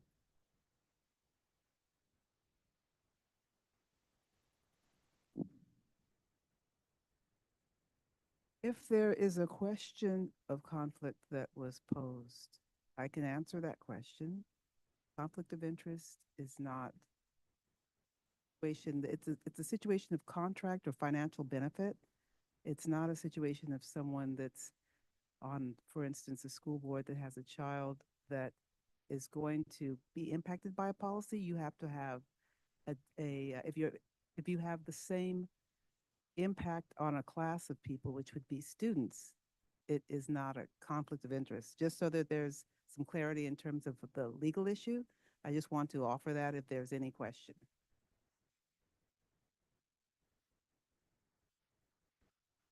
Thank you, Ms. Brown. Ms. Jensen. Okay. Hello, board. My name is Fred Ryan Jensen, and I was at the last board meeting where I and many of my peers spoke about the PE exemption item. I know that many of my peers could not make it here today, many of them because of sport practices, but I wanted to speak with them in saying that thank you for listening to student voices and taking our feedback into account. We were the least represented group in the construction process of this policy, this layout. But it has been impactful for us students to know that when we do speak out, we will be heard and our wishes will be recognized. I can tell you that from my lived experience, I know that many of the same students who work part-time jobs, who are from disadvantaged backgrounds, who are parts of the ELA program and much more, are also parts of our campus sport programs. And they are some of our most engaged athletes and best team players who will also benefit from this exemption. Once again, thank you so much for listening to student voices and taking our needs into account and backing up your student-first policy and values. So, thank you.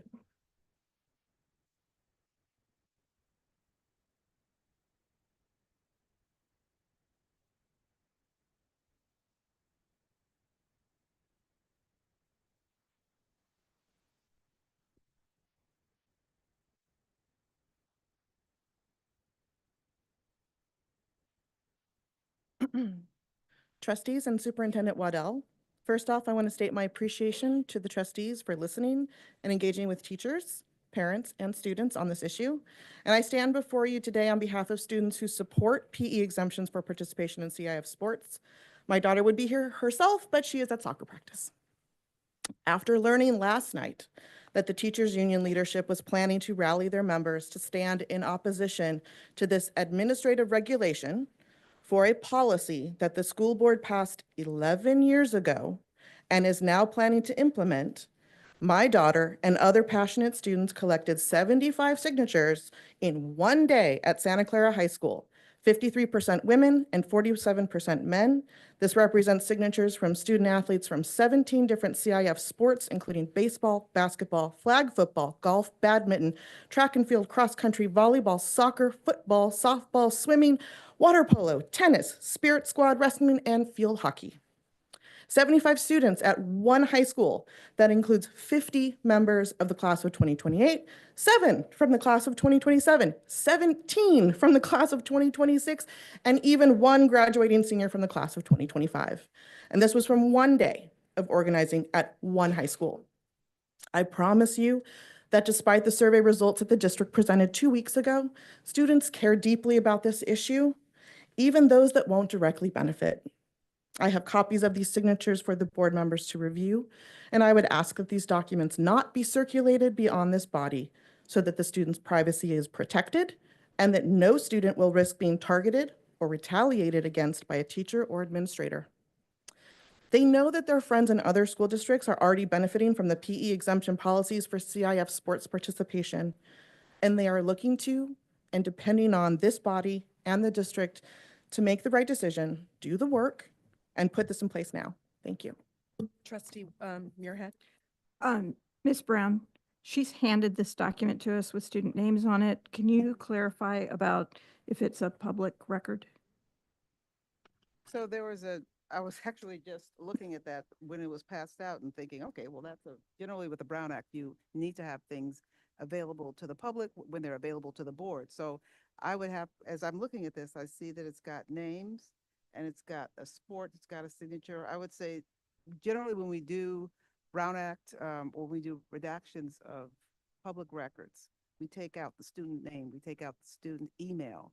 But this document is a number of pages, so it would be, my statement would be that the CIF sport is something that wouldn't be redacted. That maybe the student name could be redacted, and the student signature. It's got. So it's okay for us to hold on to it if there's a public record request. It would need to be no, redacted. I mean, it needs to be, when it goes to the board, it needs to be made available to the public. I would have to actually go through this and redact the student information, the personal identifying information of the student. I would need to redact. Yes. Is to return it. I would actually, it would say, it would mean that your lawyer wouldn't be spending time redacting it.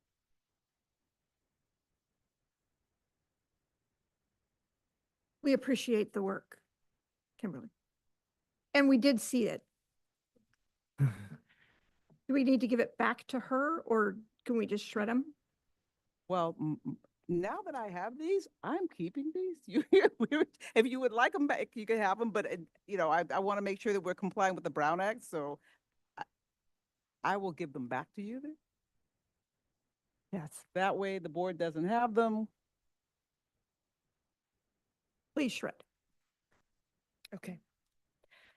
I have 2 more slips from Ian Jackson and Melody Kyoto.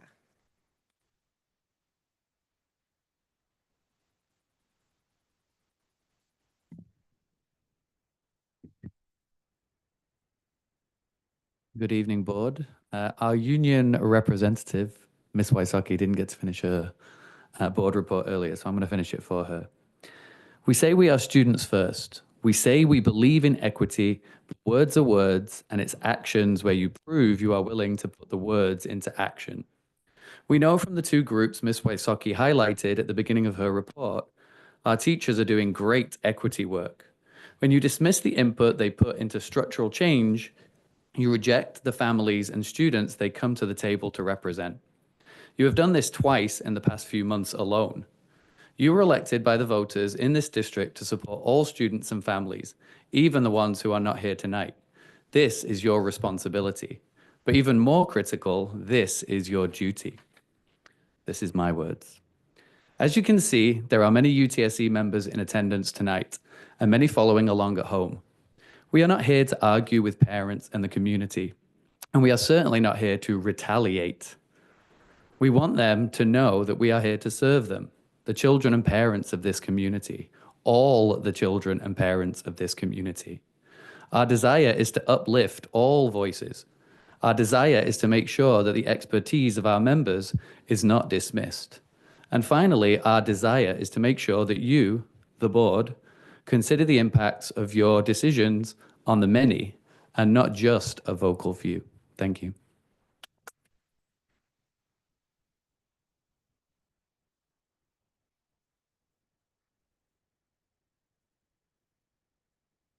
Short. Good evening, board. My name is Melody Kyoda. I've been in the district teaching for 27 years. I wear many hats. I'm a coach as well as a teacher. I'm also the athletic director, and I can tell you this much, at least for the district, that you guys are pretty insane if you think that any teacher, physical education teacher or athletic director is going to come in the summer and work out any kind of things for you guys after all of this goes down. Hey, it's our summertime and we're not going to do anything for that. So this pretty much affects me in many ways, but what I see most detrimental with this is if these students are able to receive permanent exemption when they are 16, as a unified physical education teacher, how are we going to be able to continue this class if these students at age 16 choose to be exempt? Because pretty much that's what they're going to do. And these special education students, this is one of the programs that they thrive on, because this is one program that they're able to actually have a class with the general ed students. And once they choose exemption, we will not be able to have that unified class anymore. And you vote on this and you pass this, that class is gone, and these life skills students will no longer have that class. And that is gone for them for the rest of their lives, and they will no longer have that class that they love so much and that they thrive on. And also for us in the high schools, the master schedule is already done and classes are set for the next year, and you choose to put those freshmen in, how is that gonna go? The schedule is already complete. No more room. Schedule is already set, classes are already ready to go. Thank you.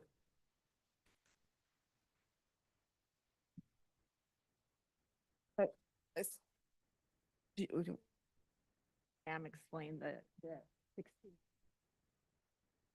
Oh. I think there is a misunderstanding about the age 16 because there's two components to that. Students who are age 16 and have completed their sophomore year of high school. That being said, we will work with special education staff to better understand the impact of students with IEPs on this. Is there any further board comment on this item? Trustee Ryan? Oh, yeah, that's right. I forgot about the Zoom. Is there anyone in the Zoom? Okay. For members of the public attending through the Zoom webinar who would like to speak, please use Zoom's raise hand tool. Public speakers will be called upon in the order that hands are raised. There will be a 2-minute timer on the screen, similar to the one we have in the boardroom, to help you moderate your comments. To ensure everyone has the same amount of speaking time, we will have to move on to the next commenter after 2 minutes. When your name is called, you will be prompted by Zoom to unmute, and our first commenter is Zany. Hello, trustees, Superintendent Waddell. 2 weeks ago, the trustees listened and moved to comment about this policy from a subcommittee meeting held on a Wednesday at noon, where few parents and no students could attend, to instead solicit feedback at a regular Thursday evening board meeting. And at that board meeting, the trustees listened as students and parents showed up and spoke up in favor of this policy.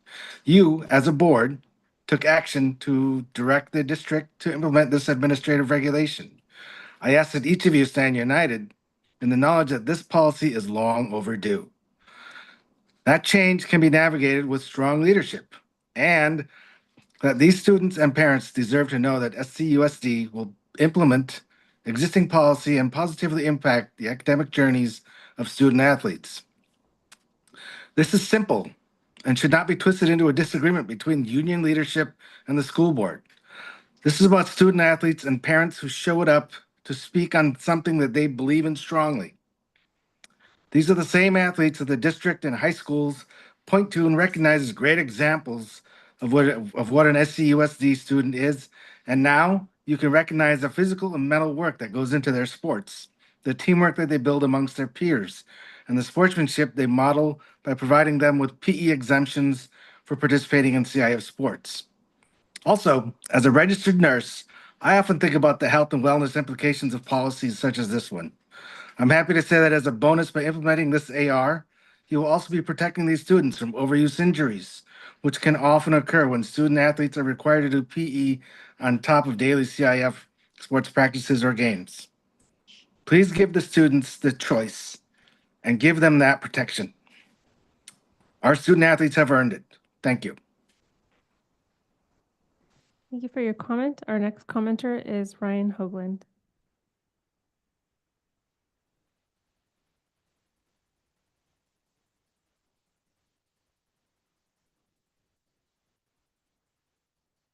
Ryan, can you try speaking? We can see that your microphone is unmuted.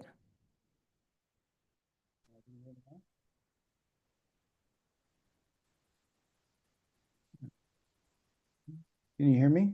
We can hear you. Okay, great. Sorry, my name, so I'm Ryan Hoagland, a parent of a freshman at Wilcox. My daughter's active in 2 school sports and is taking an honors class. She sometimes misses 6-period PE when participating in her sports. She's putting far more time and energy into her sports than she would with a regular PE class. School sports is open to all and such a larger commitment than PE class that I find the equity objections to be disingenuous. When my daughter misses a PE class for an athletic event, she still has to make up the missed mile or missed run during her limited SSR time when she could be working with academic teachers and completing her academic coursework. My daughter's very serious about her grades, so it's alarming and unbelievable when we receive a notification that she's dropped below a C in PE. Our athletic students greatly need some relief from draconian PE class policies. We support Mrs. Fairchild's proposal to utilize the California Department of Education's allowance of athlete exemptions from PE requirements. We must remember that our priorities should always be to our students, not the adults in the room. Thank you. Thank you for your comment. Our next commenter is A. Castillo.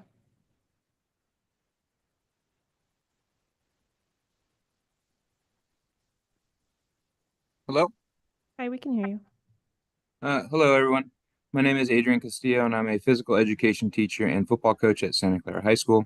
This is my 3rd year teaching and coaching at Santa Clara. In my 3 years, I've had so many opportunities to coach a wide variety of athletes in my physical education classes. I teach athletics PE, which is a 10th grade course that prepares students for athletic participation in sports through physical training. In my class, I am not only a strength and conditioning coach, helping students learn how to train and recover, I also coach athletes on how to be good teammates, community members, and much more. We emphasize self-improvement while also focusing on how to be part of a team. Our goal is to establish a culture of pride and strong work ethic that students can utilize into their adulthood. My class is offered to all students on campus, which gives any student the opportunity to prepare and commit themselves to a training for sport and try out for sports. Since my first day in the district, I have worked year-round to develop and establish the school culture. As a teacher who also coaches on campus, I know that my role and influence on students holds more value than what this exemption could ever do for students. My athletics PE class will no longer exist, and neither will the opportunities for students. These impacts will be felt beyond these students, as it will also impact my position in the district and lead to the termination of my position. Unfortunately, I will no longer be able to provide these opportunities for students. I want to make it clear that I don't want this policy to pass at all. I fear that passing this policy will rob teachers in their ability to set standards and make decisions, while also shifting those powers towards biased community members. If you are considering passing this policy, I hope you honor and respect the hard work all PE teachers across the district put in to develop the guidelines on how to properly implement the exemption. Thank you for your time. Thank you for your comments. And President Lieberman, that was the last one.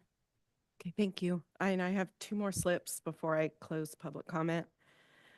Joshua Lapisi and Krista Woodward.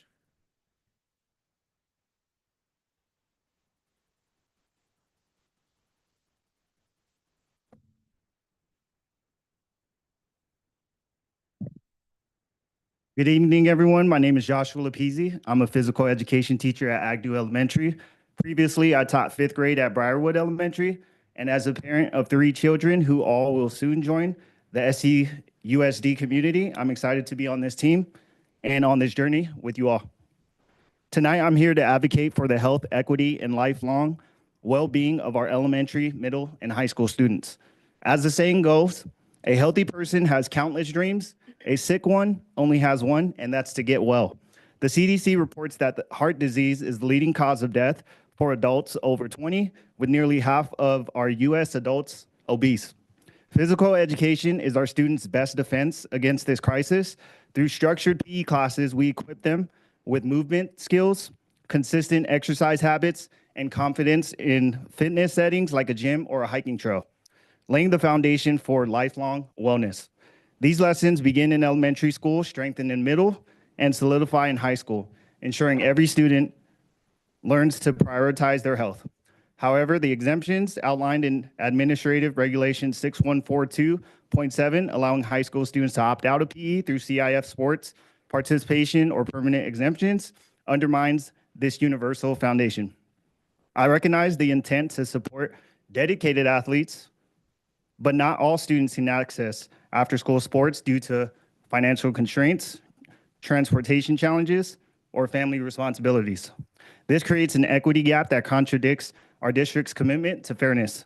Unlike extracurriculars, PE ensures every student from K through 12 learns to value health regardless of athletic ability. Consider this: would we let Kumon or Mathnasium replace algebra or English? Of course not. These are core subjects essential to every student's future. Sorry.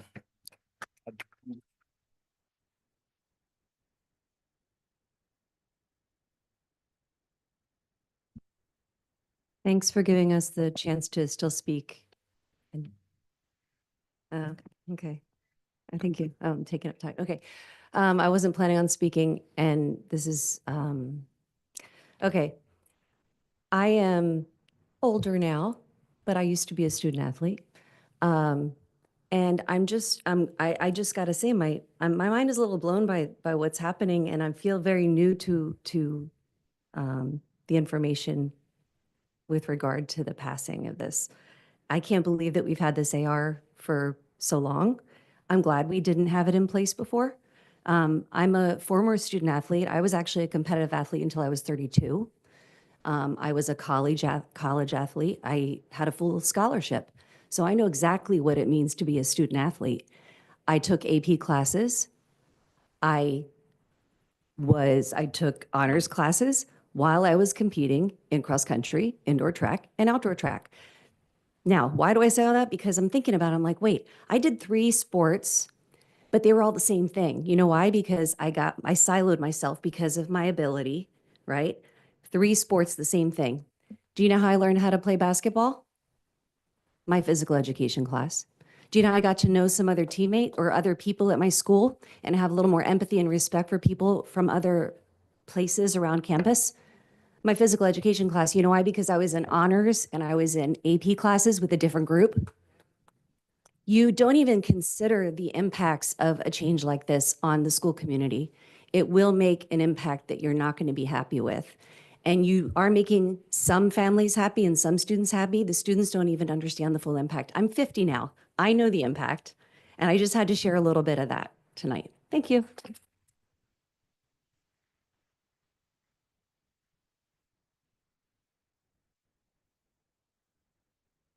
Okay. If there's no more public comment, I will close public comment and move to second round of comments. Okay. Trustee Ryan. Yeah.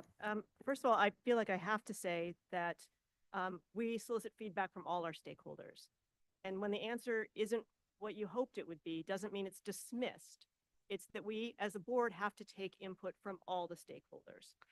The second thing is, this is a policy that was on, as several people pointed out, the policy has been on our books for 11 years. The implementation has not been, but all the districts around here have this policy. It has not led, it's not been the cause of such catastrophic things as we're being led to believe. And let's also remember, this is just we're just talking about 10th grade PE. The policy still requires 9th grade PE. And what we discovered is that we're not offering 11th and 12th grade PE, and then we probably should be. We should be offering that alternative. But I hoped I wouldn't have to talk about this because it really, it has hurt my heart this week, the last 2 weeks. I am horrified to hear students who have spoken out have been targeted by PE teachers, and that is completely unacceptable. I've heard it from reports from 3 different students. 2 overheard conversations during their PE class about this board discussion. That's not a topic of PE classes. That was inappropriate. And in a 3rd case, a teacher went to a student who spoke and attacked them directly. The student spoke up, was not silenced by it, but the student was attacked directly targeted. Don't come to me and tell me you're about the students when you're going out and attacking the students. That's completely unacceptable. And I wished I didn't have to say that, but after everything I've heard tonight, I cannot be silent about that. That needs to stop now. Thank you. Student Trustee Brown.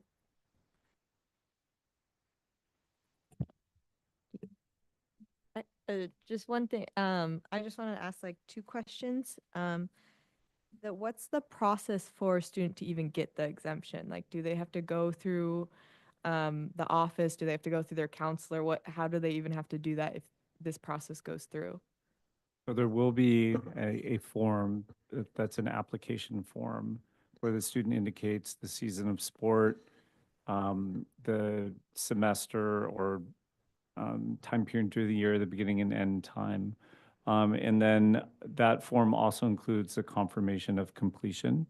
So confirmation of successful completion, and then that will be signed off by the athletic director and the counselor, and then the principal or designee, and then that will be recorded on the transcript. So the exact mechanism of how the application will be made available to the students, we're still working that out, but that will be happening soon. And there will also be an information form going out to all 9th grade student athletes, in giving them information about this as well. And then the second question is, the students who get exemptions are only students that are in athletic sports? Because I've been hearing that also just students that want to get the exemption can just get the exemption. No, that's not accurate. The athletics exemption is only for students who are in California Interscholastic Federation athletics. Okay. Then I think the students, I've heard a lot of different students like speak, and I'm glad there's always some students here. And I just think that as long as we keep a good balance of you're doing sports, you're getting what you need that you get, and these teachers who are teaching the sports and doing the classes, if we teach the same things and those things like in the classes, then we are getting the physical education we need as students. And I want to make sure that like the PE teachers don't lose their jobs and stuff. Like I don't think any of the board is like doesn't want that to happen. So I hope that students know if their workload is too much. I know many student athletes have to, like, at least for swimming, we have to go to all like swimming.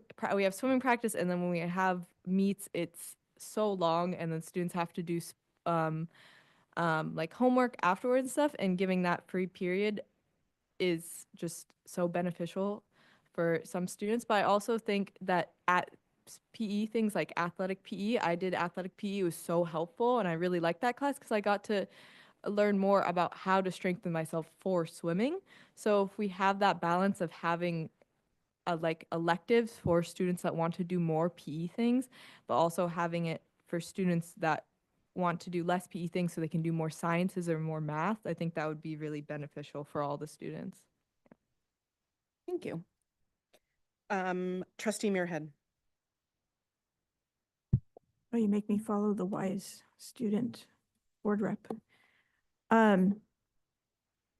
So I wasn't going to speak because, and I'm not as directly involved as some of our board members who I used to have students in high school, but I no longer do. But I support our teachers left and right. I really am a strong teacher supporter. But the board has to follow the legal aspects of education. And if the California Department of Education and the laws say that we need to do something, then everyone could speak up against it, but we have no choice in the matter. So when we put this policy, we're not passing a policy. The policy is already in place. We just asked to see the AR so that we'd be aware. But this is legally, I mean, this is what the California Department of Education, we're implementing what we are required to implement by the state. Is that correct? The exemptions are in California Education Code. Yeah, so we're required to implement California Education Code. I'm not, I guess I'm just not understanding the disconnect that if our education code says we have to do something, we have to do something. And so I guess I'm just saying we have to do this, and we will do the best we can to work this out with our students and our staff. But we're being told that we have to do this. So I don't see how we have any choice in this. Maybe that's why it's not an action item, it's an information item. Okay, that's all. Trustee So Canova. oh, sorry. Let me time myself. Sorry. Okay, there we go. So it's been said repeatedly, we're talking about an AR that's 11 years old. It's been on the books a long time.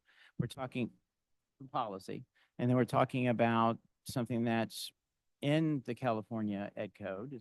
We're required to do this at the state level. So there's nothing new here. In fact, there's something very old here, at 11 years old for us. And for whatever reasons, it fell by the wayside here. We weren't doing it for 11 years, even though we were required to do so. So now, in a very uncomfortable way, we've discovered that we are out of compliance. So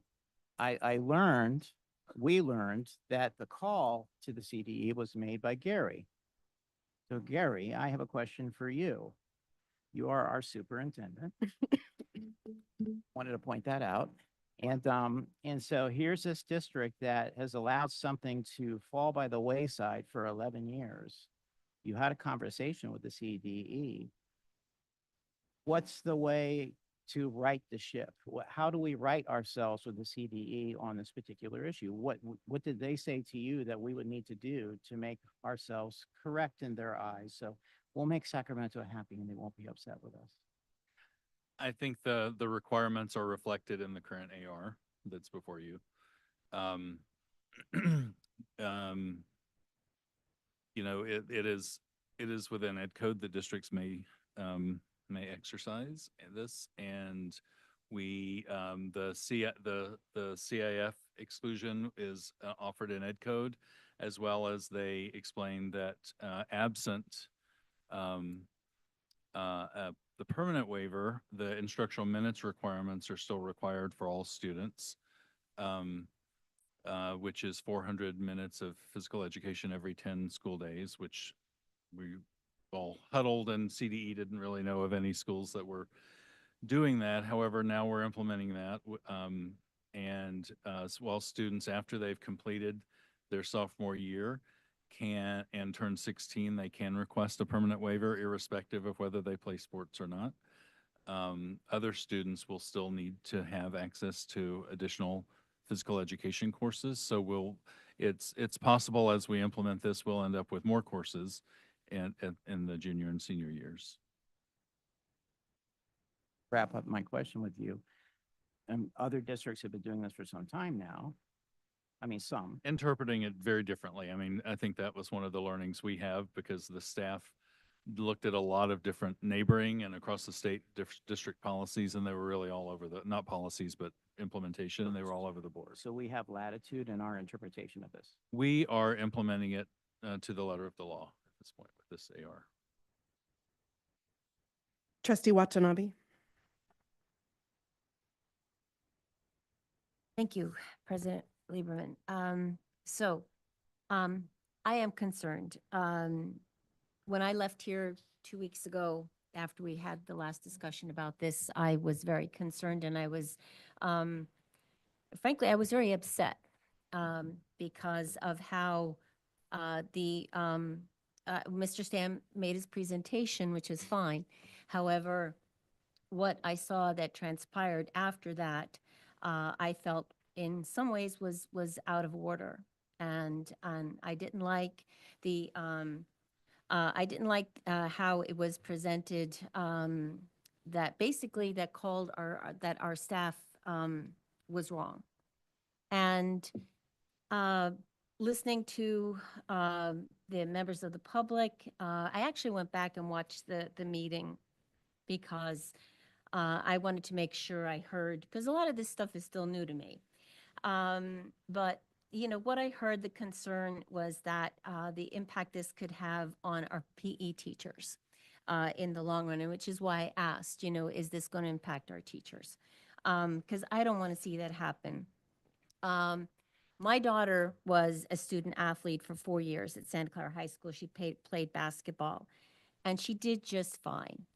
And so my concern is that this needs to be baked some more. And I really wish that we had had the opportunity to continue this, not just have it a final decision made at this meeting, that I really felt this needs to be baked some more before it can be finalized, because there were a lot of nuances about this that were not fully brought out, that really needed time. And it sounded like there could have been an opportunity to really make sure that this was done properly. So I have concerns about this going forward tonight. Thank you.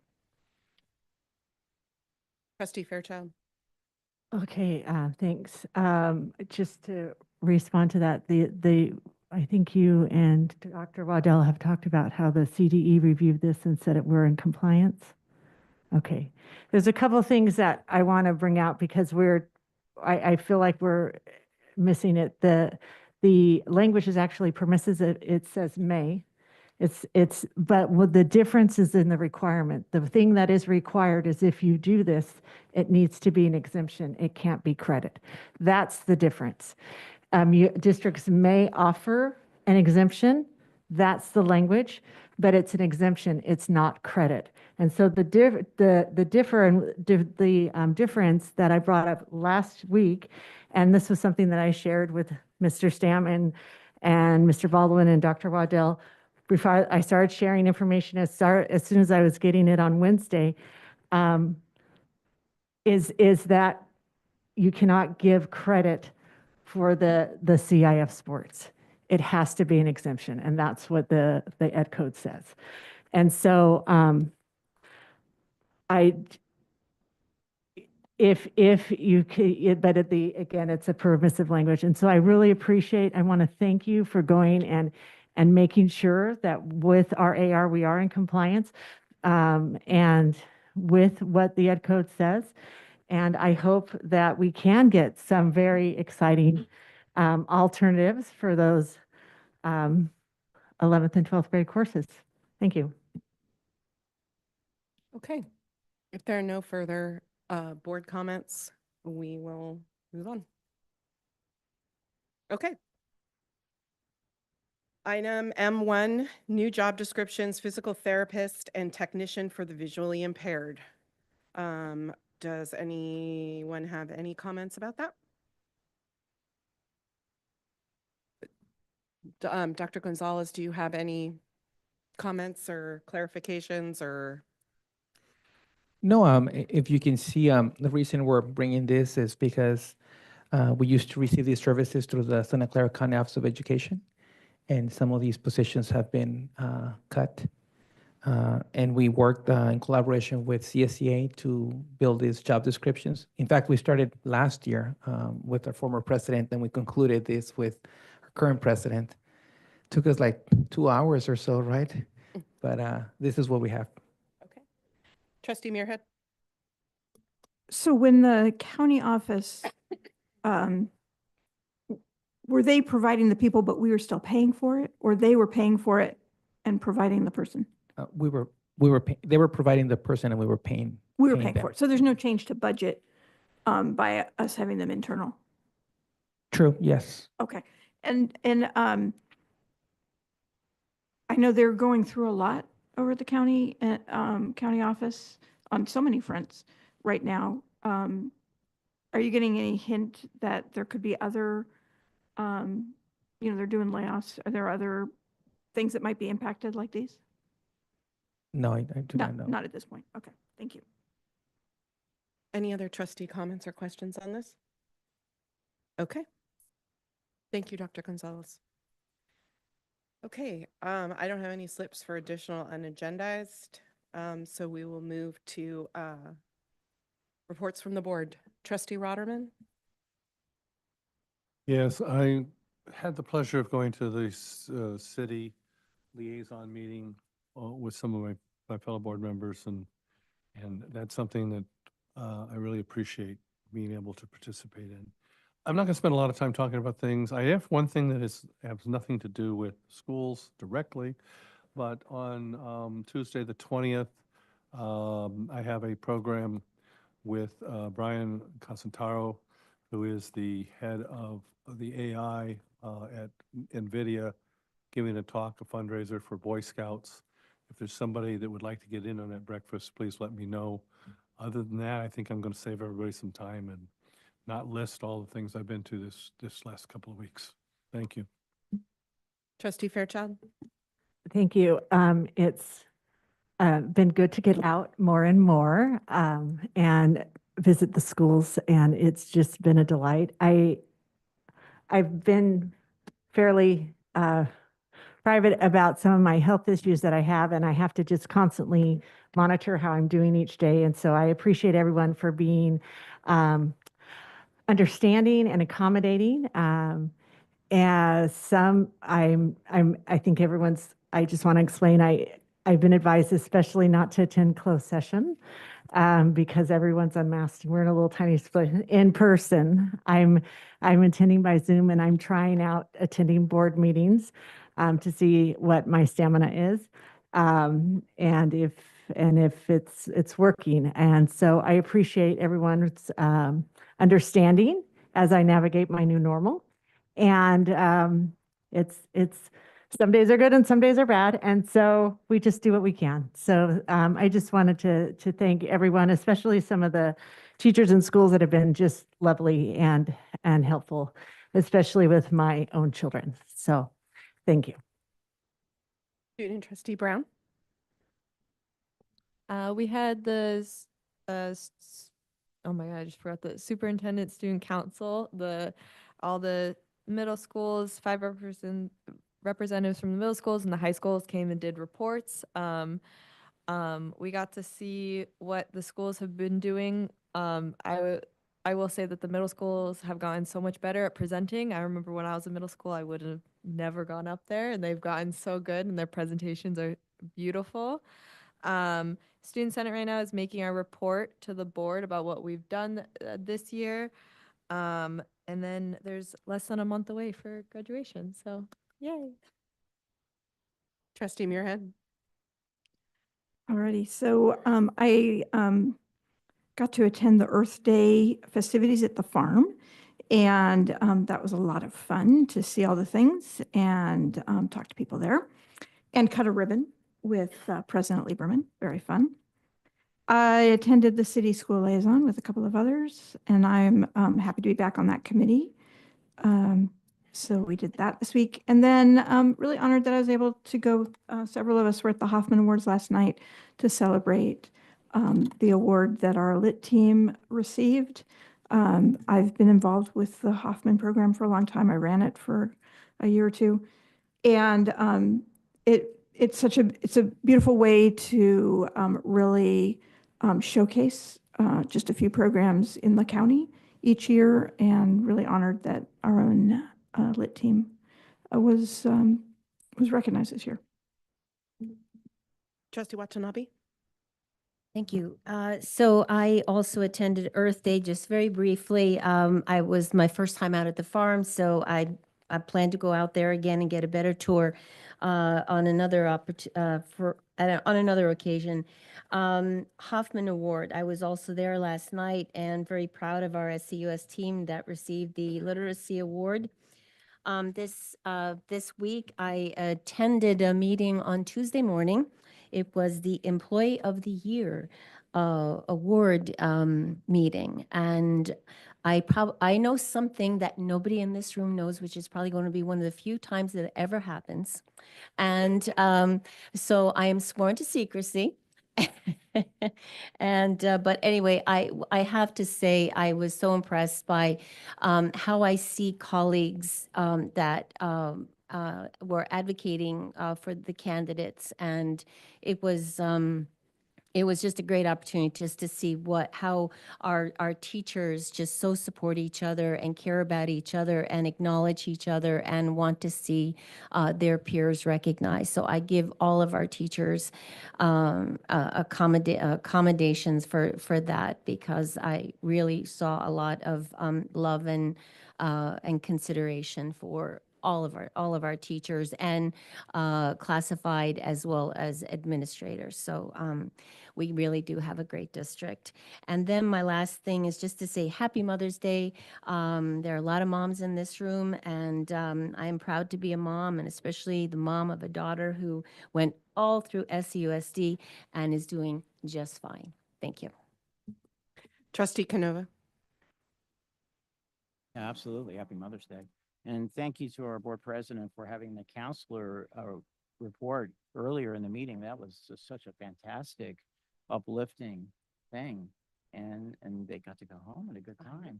And the meeting's not that bad, actually. I mean, 9:30 is not too bad. But that was a nice move. You're a pretty impressive president. That was pretty cool.